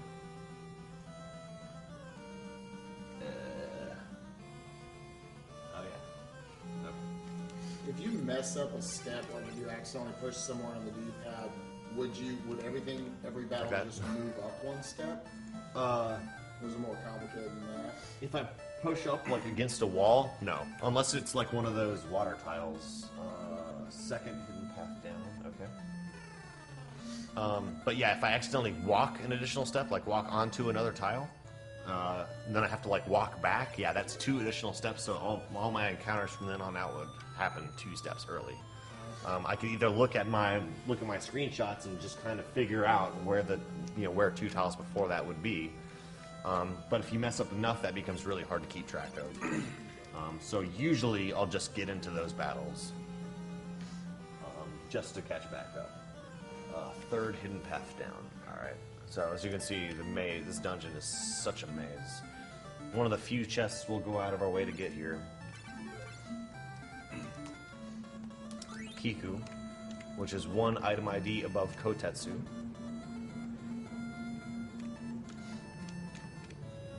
So where the visual cues kind of get hard for when battles occur at. Even in some instances, the screenshots aren't enough to tell me exactly where to go. That one's pretty easy to point out, but a couple of the battles occur like entirely out of bounds, where you can see nothing but wall. You'll see that in just a little bit. There's this, yeah, okay. Well, I don't have any donations to read right now, but I can remind people that we are still receiving donations or accepting donations for the Prevent Cancer Foundation. This is still Awesome Games Done Quick 2014 bonus stream. A couple of runs that are coming up after this. would be Papa Yo by the Englishmen. We have a Sonic Ball race featuring T-Rex and Railcoon. And after that, Jet Rocket run by Mofat.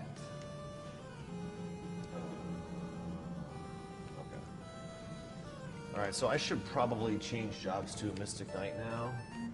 Helps out if I just accidentally get into a random battle and I don't want to forget later on, so let's do that.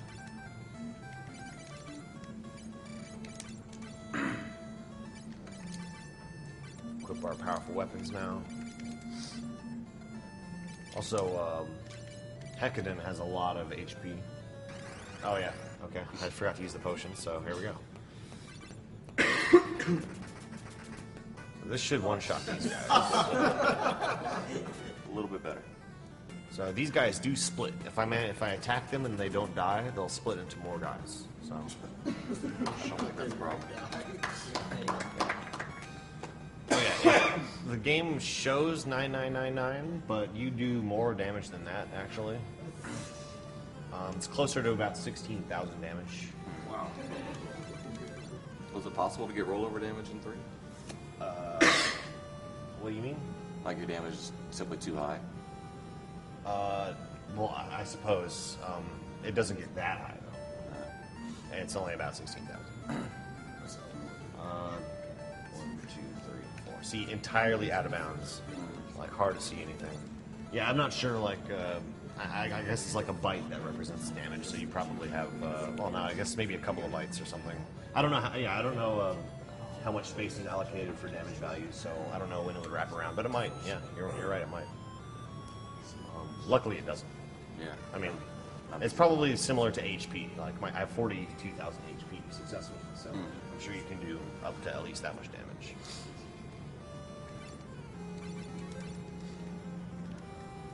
So hard. So I'm looking at the left side of the screen for when that wall appears. That's when I can tell that battle occurs. Does walking into an NPC advance the step counter like walking into Waterwood that you can't walk into? No, it does not. No, cool. I don't think so, at least. No, definitely not, because I've shoved a lot of old ladies in the first town. 2, 3, 4, 5, 6, 7, 8. Oh wait, 9, 10, 9. We are almost done with this place. Finally, huge dungeon.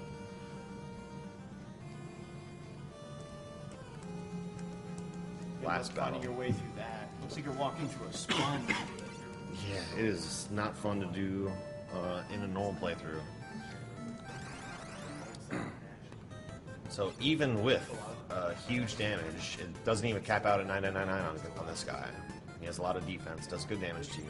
Well, he's got heck a ton of health. All right, that's great. Thanks for that. So it still took 2 hits to kill him. So having triggered the event of getting the Earth Fang will let me access the final dungeon now. So we're going to cast Exit to get out of here. 1 extra step to skip a battle. And we're off. Sadly, we can't cast Exit on the world map. We do have to backtrack through all this crap. Up, up, up. And there are indeed more random battles. Right down.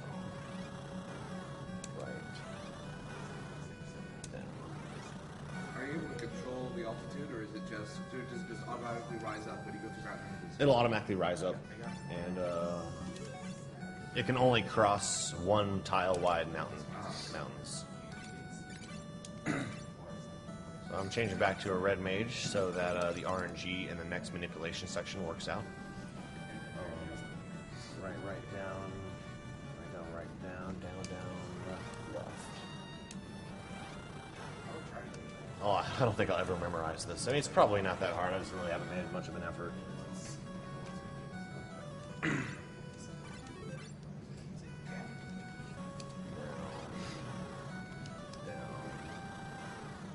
Again, 2 battles happen within 3 steps, so we use 3 potions. Save a little bit of time. Up, left. Up, left.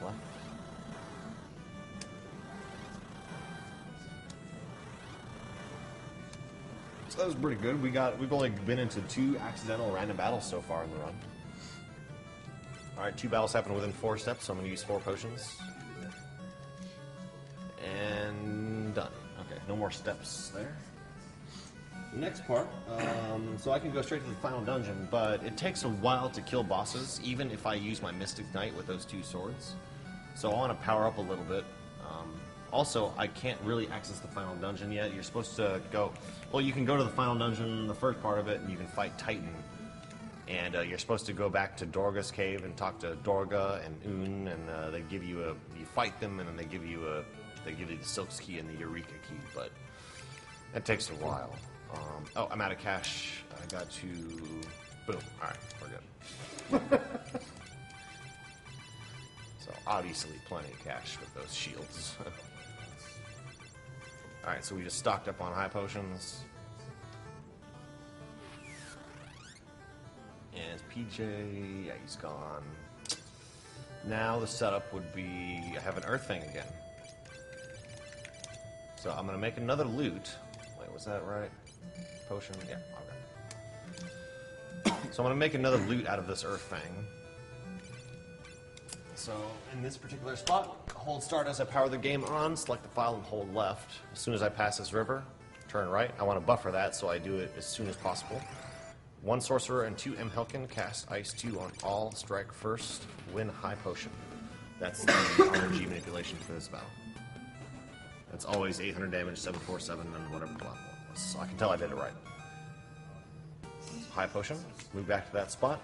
It 99 items glitched the high potion on top of the earth thing. It became a loot.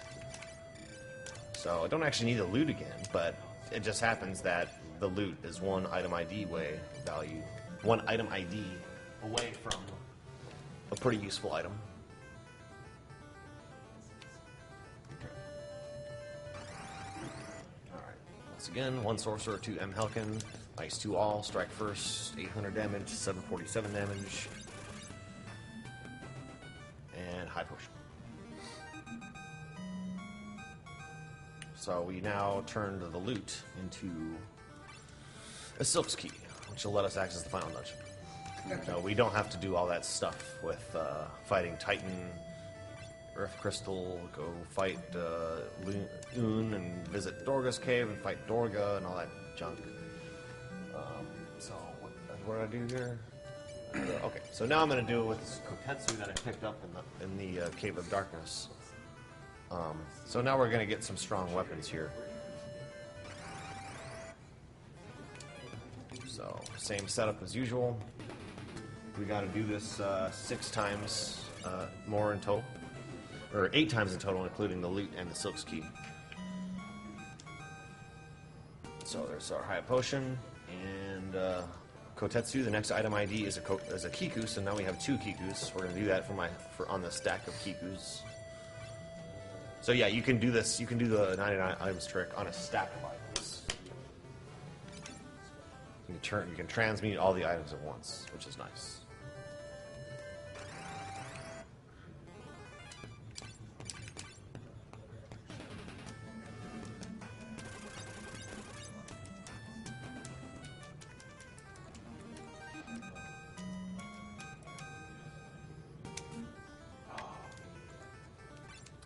Alright. Our Kikus became break blades, apparently.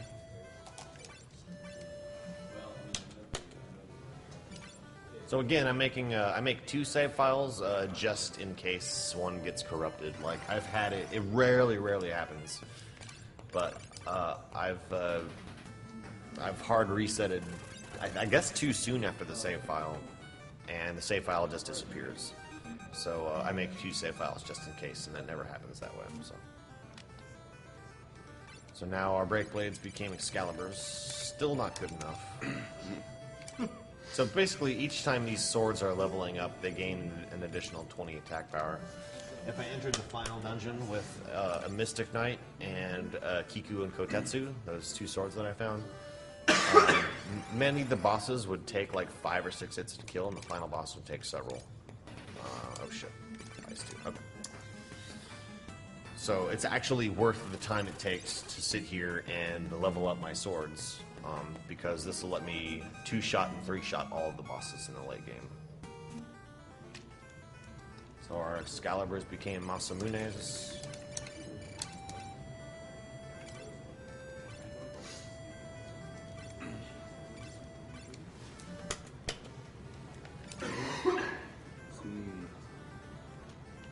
Just 2 more times. Alright, well, I do have some donations that I can read now. We have $20 from Anonymous, who says, "Thanks for this immensely entertaining stream and for your help beating cancer." We have a $5 donation from Winant, who says, "Duckfist is awesome all around. I really enjoy the way he goes about presenting while he games. Keep up the great work, everyone." We have $20 from Now, who says, "Thanks for making the math sound fun again, Duckfist." Nice. And we have $10 from I Am the Sky 180, who says, "Hey Duckfist, what are you doing? This isn't Ninja Gaiden." At least you said that, not Mega Man. But this is an RPG. You know, not too bad. Oh yeah, I'm done. Okay, onion swords. Nice. That's the strongest sword in the game. Cool. So now my screenshots position me 2 spaces away from the airship across a river for some reason. And we do this one more time. And this should set up my steps properly for the next area. Yeah, you know, Final Fantasy III is way different from the other games I was speedrunning. You know, you might know me from doing more action-oriented, like platformers. You know, technical, like platforming NES games, button mashing and stuff like that. But I am a fan of RPGs. I love JRPGs and stuff, like from when I was a kid. And Final Fantasy III is awesome. I love like just the music and visuals in this game. Like when I was little, I grew up playing like Chrono Trigger and all Final Fantasy 6, 7, 8, 9, 10, 4, you know, all that stuff. Really good stuff here. Let's see, 2 potions, 1, 2. Now we finally get really powerful here. So my unarmed red wizard had 138 attack power, changed to an onion kid, 50 attack power, but with the sword, 224, 448, ridiculously strong.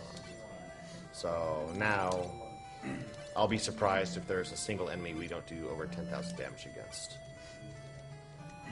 So those 2 potions should have skipped a couple of battles. I was able to break all of those statues because I completed all the requirements. The game says that you're supposed to have the Water Fang, Wind Fang, Earth Fang, Fire Fang, but we glitched most of those out.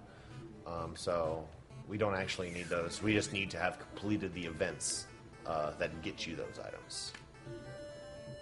It's like, I don't even think, what do we have? We don't even have any fangs anymore. Okay, it takes the fangs out of the inventory. I had a Wind Fang and a Fire Fang. And it removed those. It apparently didn't care that I didn't have the other ones. Did I already use a potion? Is that I can't tell. I just used 1? Yeah. Okay, cool. So, conveniently, we're all out of potions now. We're going to switch to high potions. Yeah, okay, so we're good. Oops. This is the last world map battle. And we go on to the 3 final dungeon gauntlet. So if I enter that door, that takes me to Titan, and that starts the whole events with the Earth Crystal to go back to Un and Dorga to fight those guys and get the keys that way, but we just skip right by it. We already have the Silk's key. We're good to go. Kind of a pain in the butt dungeon too. Takes a while to get through, just long corridors, pretty maze-like. And even going straight to the end is kind of lengthy, but not too bad. There's only 7 battles to skip here. Oh, I didn't use the potion in front of the door. So, luckily, most of the battles it's only against 1 guy, so you just trash him really fast. But hey, at least you get to see a couple of enemies, right? It's not just skipping everything. Should be though. The spot is right here. So another chest that I actually go out of my way to get. So again, I'm using 2 potions to both skip that battle and catch up from the previous one. Dark Scent is the item in that.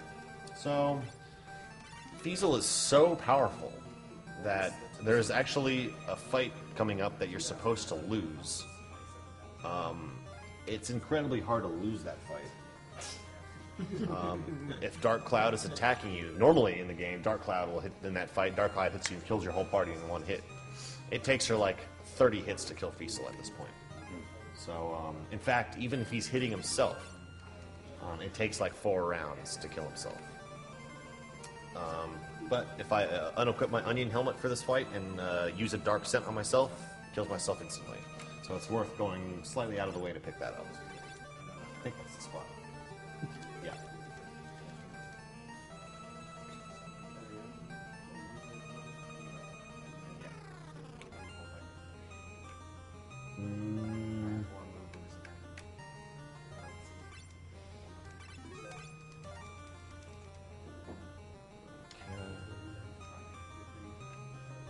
See how much of a maze this is. I honestly thought this was a much easier dungeon in the remake. It was still huge, but very low encounter rate in that version of the game. In fact, a lot of the I felt that game was still really hard. Don't get me wrong. I mean, it kept to the whole only save on the world map thing, which was pretty annoying. Like doing the final area was really hard. It was really stressful. Like I had a save file where I hadn't saved for like 3 hours, and I grinded like 10 levels to ensure that I could beat the final boss. You know, it's like if I don't beat the final boss, I'm probably not going to play this game for a while. You know, so but other than that, like there's probably people wondering what my take is on the remake, and I think it was great.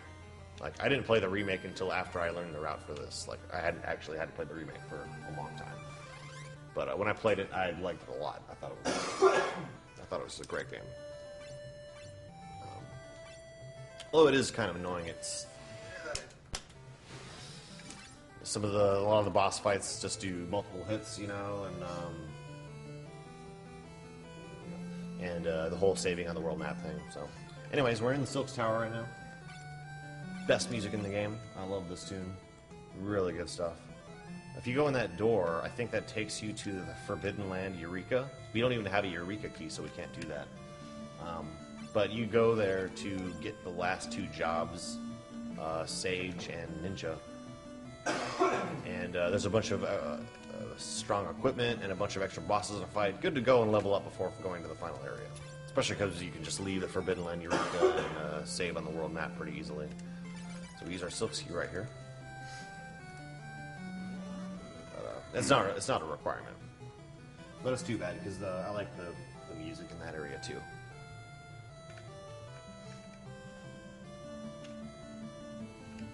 Just sit back and enjoy the cool tunes.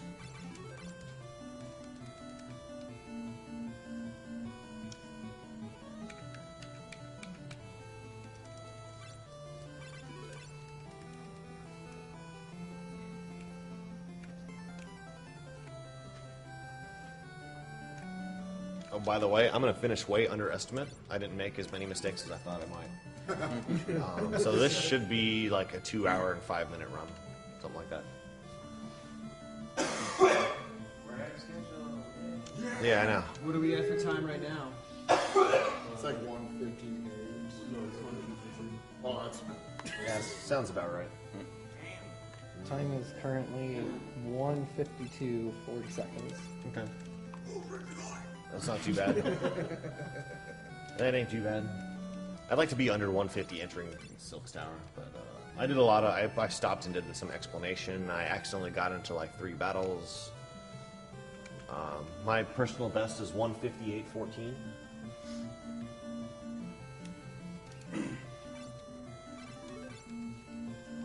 Oh yeah, and I kind of had a fumble like at the beginning with PJ accidentally dying in the Jin fight, and I kind of had. I'm glad I was able to improvise around that. And that's like, damn. It could have been disastrous, but I'm familiar enough with the route that I was confident it'd be okay.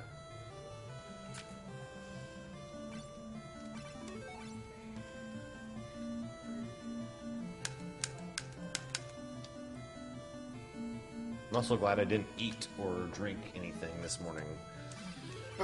Really, like, I don't know how you guys do these long RPGs, man, but, like, right before I start, like, a Final Fantasy 3 run on stream, 30 minutes in, I gotta pee.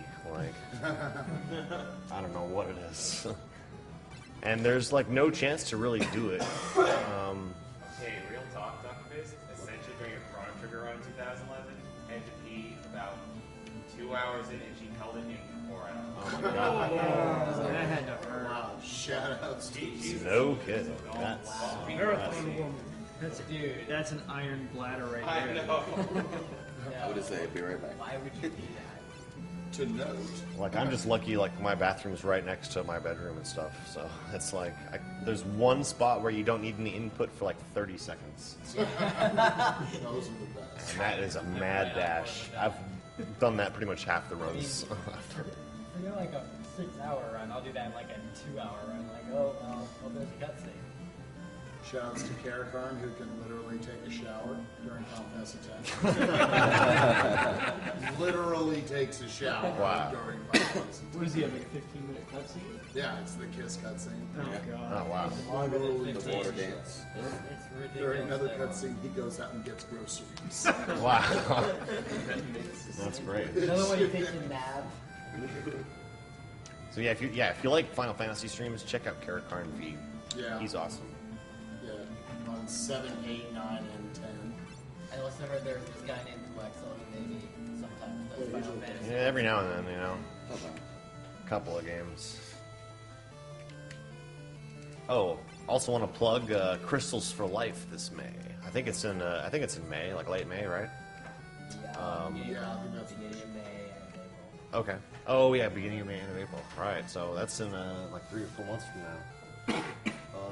That's a big RPG speedrunning marathon held in Edmonton, Canada.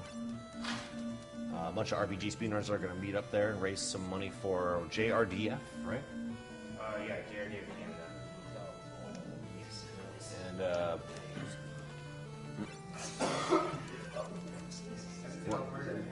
Edmonton, Alberta, yeah. And what's that charity for? Sorry? Juvenile diabetes. Diabetes Research Foundation. You can find. Sorry. All right, this is the last battle of the Silk Tower. Like a charity that put a lot of efforts Okay. There'll be more information about that as we get closer to the dates. I think you can find the current information in if you go to the SDA forum, forum.speedrunnersarchive.com. The community marathons and meetups should have a thread regarding Crystals for Life there. I think there's also a Crystals for Life Twitter. Yeah, there is. I don't I remember. think it's at C4L Marathon. C4L Marathon, the number 4. So check that out. Whole bunch of RPGs.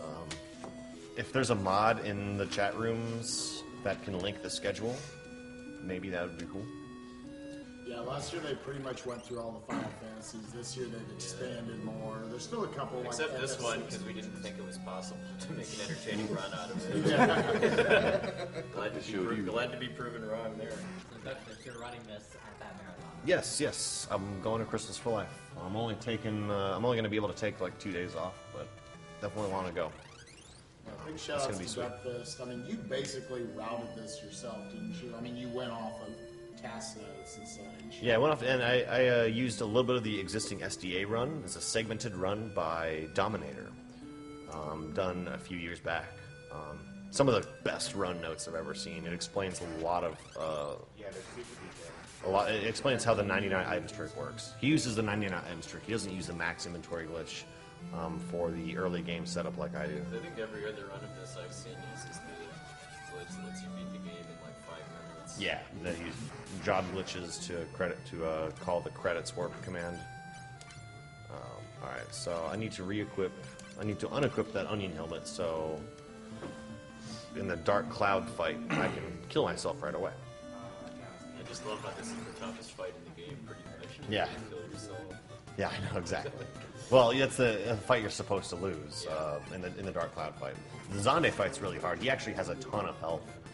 Oh, check it out. He casts Libra. That's my actual HP.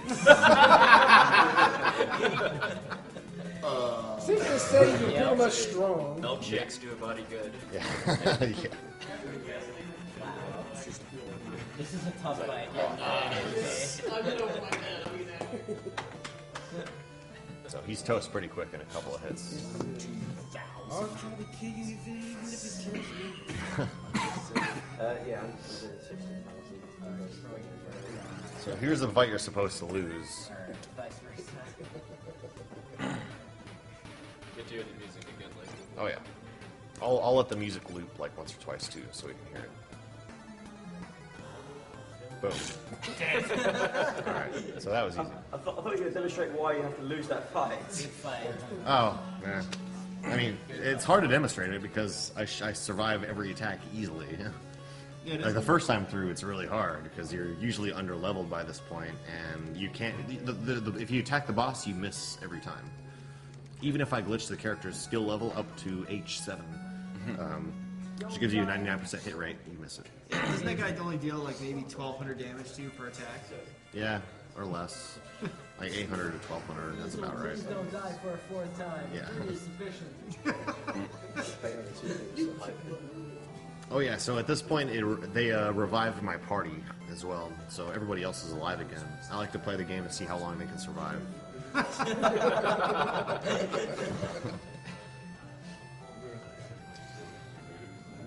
So now we're going to the Dark World. What's kind of the real pain about this is not only can you not save in any dungeon, as soon as you enter that portal, or rather as soon as you come up to the top of the Crystal Tower there and fight Zonde, you can't leave. You're forced to go to the end of the game without being able to go back or save. I'm sure I'm not the only one that lost like an hour and a half of fighting and stuff in the DS version because of dying final boss. I was lucky that I had it on. I did the Android. I played it on the Android port, and I was just quick saving for a long time, just grinding. Just pick it up one day and grind it during my lunch break until I was like 20 levels higher than when I came in, and I was confident I could beat the final boss. Then I knew about how bad it was. Yeah, it's got to stink to burn up almost all your potions and healing items in that last fight, and then be told, "Hey, go to the Dark World. Wait, I need to go to the shop first." Yeah. Oh yeah, I was running out of potions. That was the thing that made me pretty much forced me to go to the final boss. So the idea here, as you can tell, there's a lot of out-of-bounds visual cues and navigation and stuff, making this slightly tricky. Like screenshots really help. But the idea is to go to each one of these dark crystals and free the Dark Warriors, which will each one of them reduces the power of the final boss.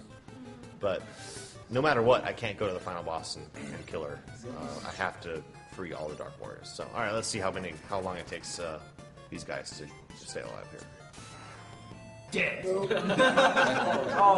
No problem. you totally need those guys as well. So I can. Yeah, they had no chance. I was kind of messing. Shout outs to Peachy, Vicky, and Duckfish too. It's totally necessary in that fight. The corpse support. Just like two.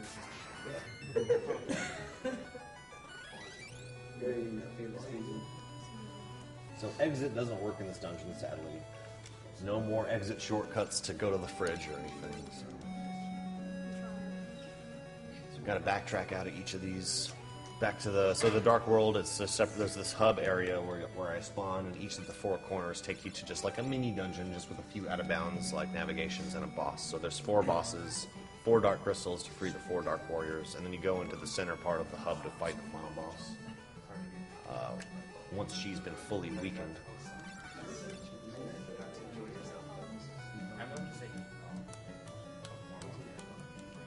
I really like this music too. Really, the end game has just killer music. All the music in this game is yep.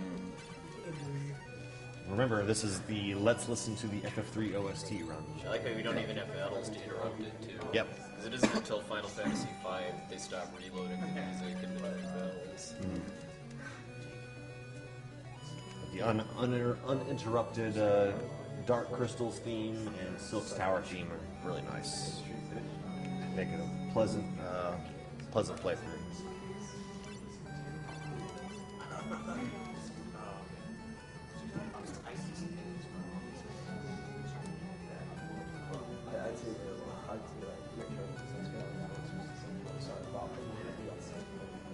Alright, so I can't forget to do this. The next boss is the boss that casts break on the, well, shoot. Ambush. Why is every battle that I accidentally get into an ambush? Right. So, anyways, the next boss is the one that casts break on the second turn. Usually I go before he does on the second turn and kill him, but sometimes he manages to actually get that spell off, and it has like a 10% chance to hit me, and it would instantly kill me. So that's why I made an onion helmet, and the onion helmet gives you status immunity. So I'm just gonna go ahead and make sure that's equipped. All right, it gives you status immunity, so guaranteeing I survive this. Are any of the random monsters in here actually dangerous if you mess up the manipulation? A couple of guys can cast break too. One guy can cast death. Yeah, and death has a much higher success rate actually. So if I wasn't wearing the onion helmet, death would kill me. But onion helmet pretty much guarantees you survive. But yeah, I went first on the second turn, so there was no. Yep, exactly. It's not break 2; it's a 5-character limit, so brack 2. Whatever.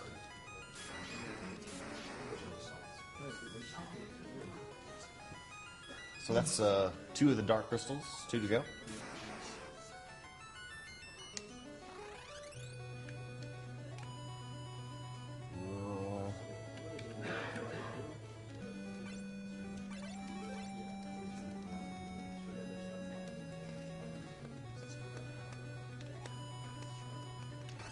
Oh shit.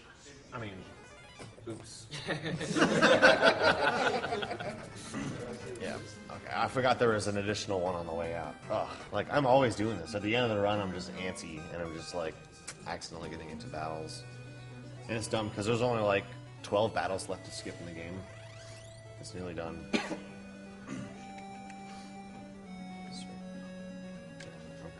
Alright. We got it.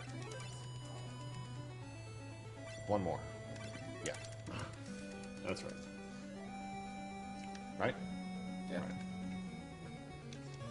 This one, looking at the right wall, 3 columns of wall. Indicates when I need to use the potion there.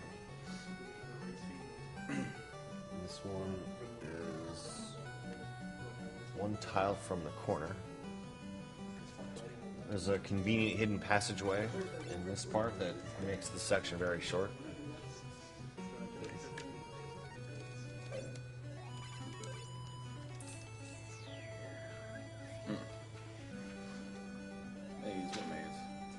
Yeah.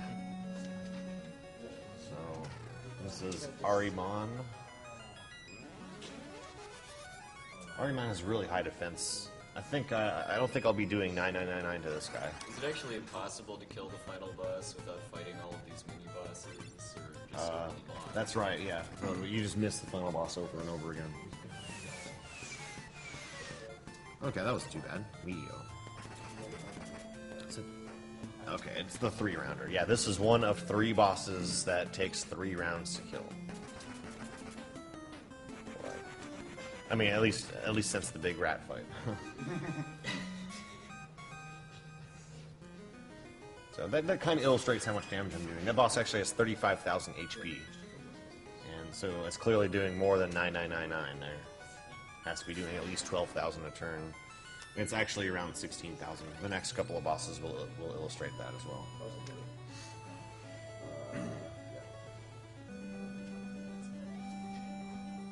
There.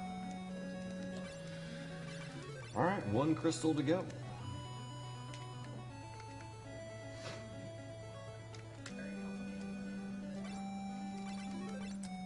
So, yeah, this is like the only RPG I run. I love supporting other RPG speedrunners, though. It's really hard to take the time to route it and play RPGs, though, for me. I don't think I'll be doing any other RPGs anytime soon, speedrunning-wise. if I had infinite time, it'd be cool to speedrun Breath of Fire 3. Oh, I love that game. But it's like a 9-hour run, so I'm like, maybe not. Or some other ones, you know, but okay, yeah. So, got 3 donations here. Will Mosher donated $10, who says, "Congratulations, Duckfist. Not only are you blowing apart this game, you're blowing apart my mind." We have $5 from Olgora, who says, "I thought that FFX2 had the best airship, but I found out that FF3's airship has a fat chocobo. Nothing beats fat chocobo." Yeah. So, I like to make fun of this boss's name. It's the two-headed D.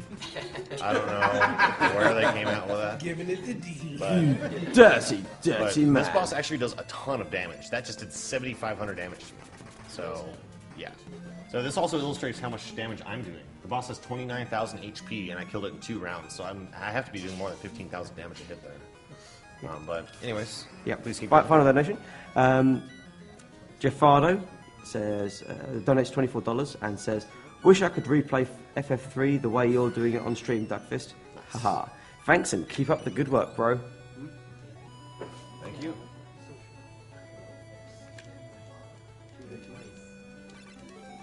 But I typically speedrun like platformers and stuff. I'm a big platformer fan. I love playing those types of games. Like love Mega Man. Speedrun Ninja Gaiden occasionally. And I'm currently learning Super Mario Brothers 3. So I'm going to be speedrunning that. When I get home, my streams will probably be mostly Super Mario Bros. 3 streams. So if you like that stuff, hit me up on my channel and give me a follow.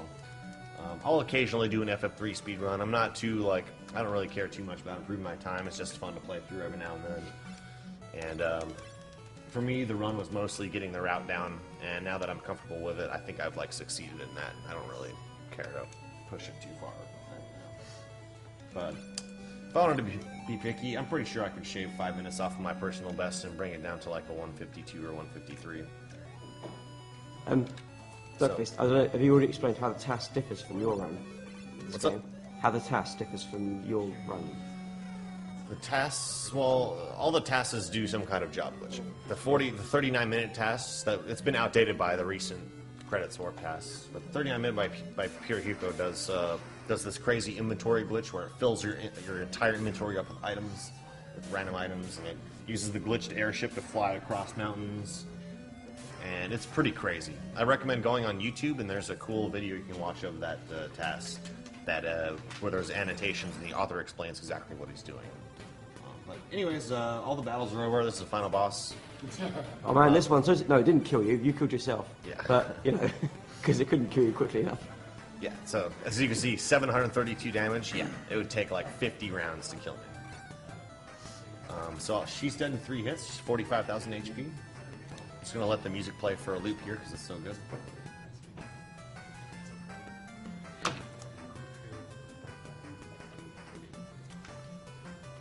do like that they actually gave her more attacks and stuff in the remake too. Yeah, that's right.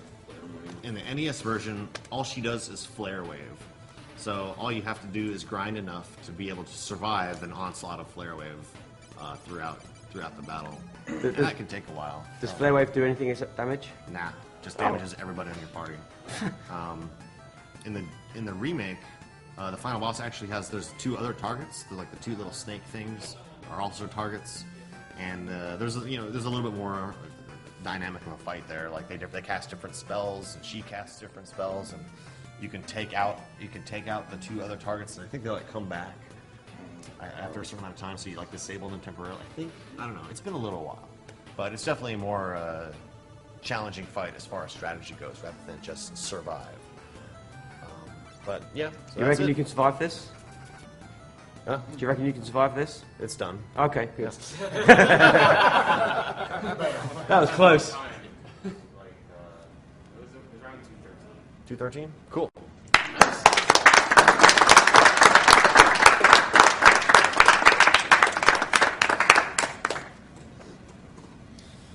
Yeah, that's the walkthrough of Final Fantasy 3. You got to see most of it. That's the intended gameplay. Yeah. They skipped a couple of small areas in the game. Just a couple of towns that you didn't get to see. Yeah. Didn't get to see the Forbidden Land Eureka. You didn't get to see Salonia, the Temple of Time, Dorga's Cave. Those are some big dungeons right there. The Temple of Time at Dorga's Cave. You skipped a few random encounters, but Yeah. those would have been dull anyway. About 188 random encounters. God. Oh, so dull. Yeah. You never got the other airship. You get this really fast-moving airship that also a submarine. It lands in water and goes in water. There's kind of a submarine world map too, with a couple of locations like FF5. Yeah, if you couldn't tell, like if you haven't played this game, it's pretty much the precursor to FF5. The whole job system and the submarine and airship. Kind of what's up? Multiple worlds, yeah. So this Final Fantasy pioneered a lot of that stuff. I think the battle system is much more smoother in this game. It's the last non-ATB battle system that started in FF4, but in this battle system it did stuff like if you everyone targets the same enemy and the enemy dies, they'll automatically attack other enemies. That's a big improvement in this.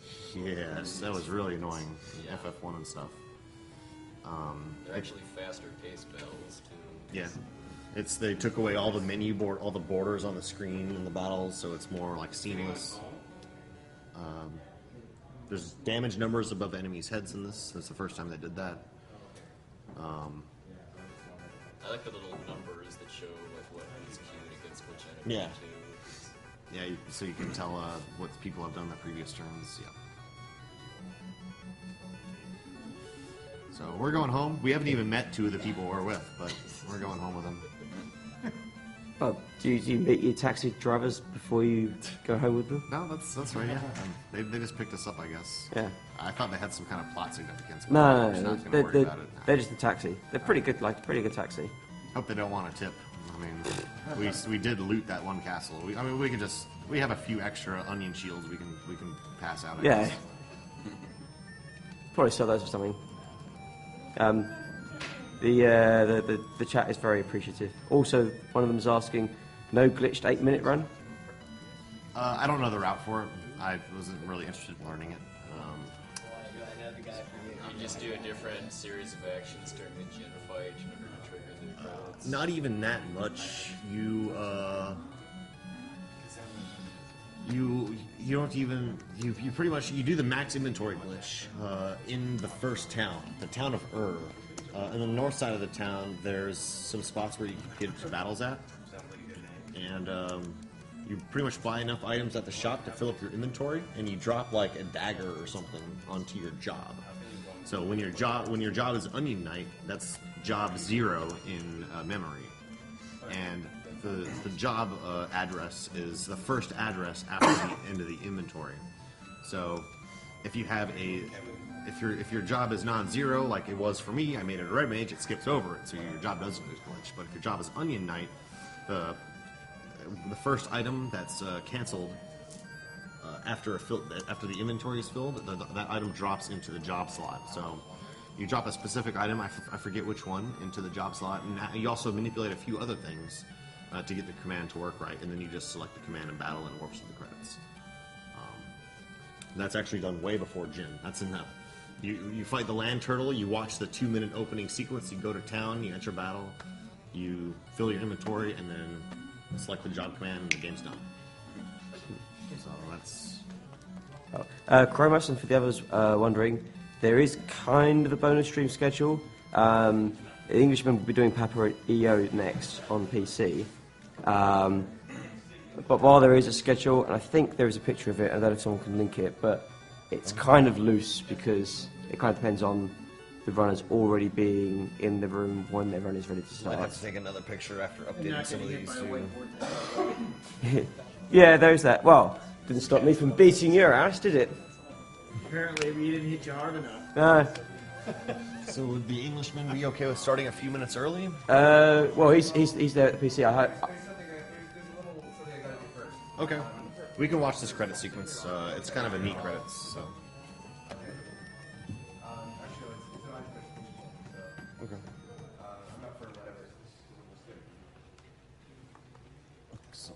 This is where you go with the credits warp, right? You actually skip the ending and just go straight to this. Yes, I think that's right. Yeah. I think the only person that I know that does the credits warp runs, he's Dio Generate is his Twitch name. Dio Generate. He also has a walkthrough of how to do it. It explains all the steps that you need to actually do it. It involves playing the piano. Actually, you have to play the piano in the first town in order to do it. I think that's Another connection to FF5. right. Yeah, there's pianos in it. I sadly didn't visit any of the pianos. No piano flexes. Maybe into the wooded one too. Yeah. And I was probably gonna have like a donation instead of for doing that at Crystal Supply. This is a quick one, and maybe, or show off the glitched airship. Set up a save file for the glitched airship because it's too funny. I'll just have to instruct people to turn down the game audio a little bit because it just like blares sound when you do it. So Fiesel, level G7, Trooper.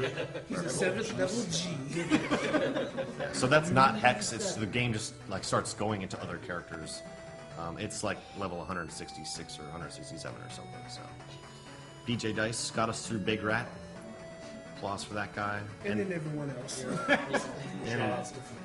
Shout out to Flicky waving his sword about like he did something. Level 7. All he did was add more way for Fiesel to drag around. Corp support, extra battle commands, and myself. Duckfist for best corpse of AGDQ. I don't know how I managed to gain one level higher than that. Alright. You're always a level above Flicky. Sarah we met inside a Cave of the Seal before Jin. Sid was he was turned to a ghost in the second town. Who let his wife die? Desh he's the guardian of the Tower of Owen. He came back from the dead. Elio, she was in the shipwreck. She unlocked the water temple for us and got assassinated. Yeah, the jealous fake light warriors. Alice, the Prince of Salonia, whom we never met.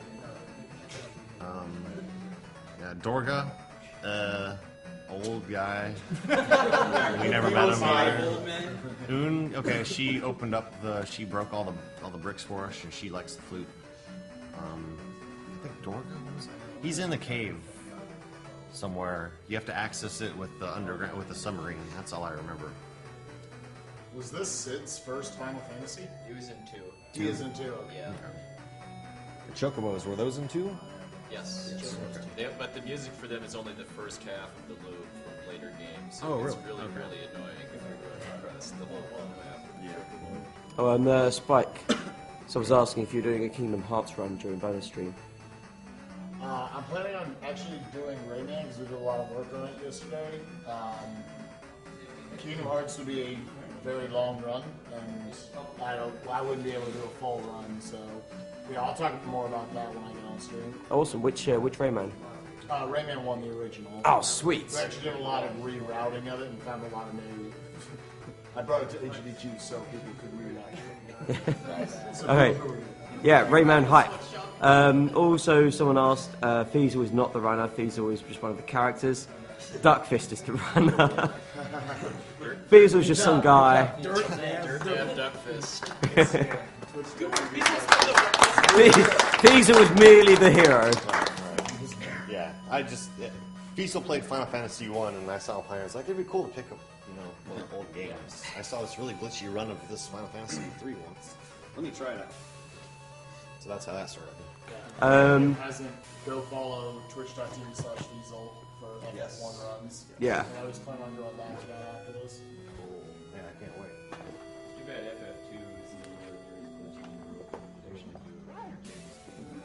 I've heard some people expressing interest in learning FF2 though. I'd like to see it around a bit. If you look at the Japanese leaderboard for FF2, there's only one run on the Famicom version. Yeah? So all the rest is GBA. That's pretty insane. When is Duck Hunt? Duck Hunt is when you come here and run it.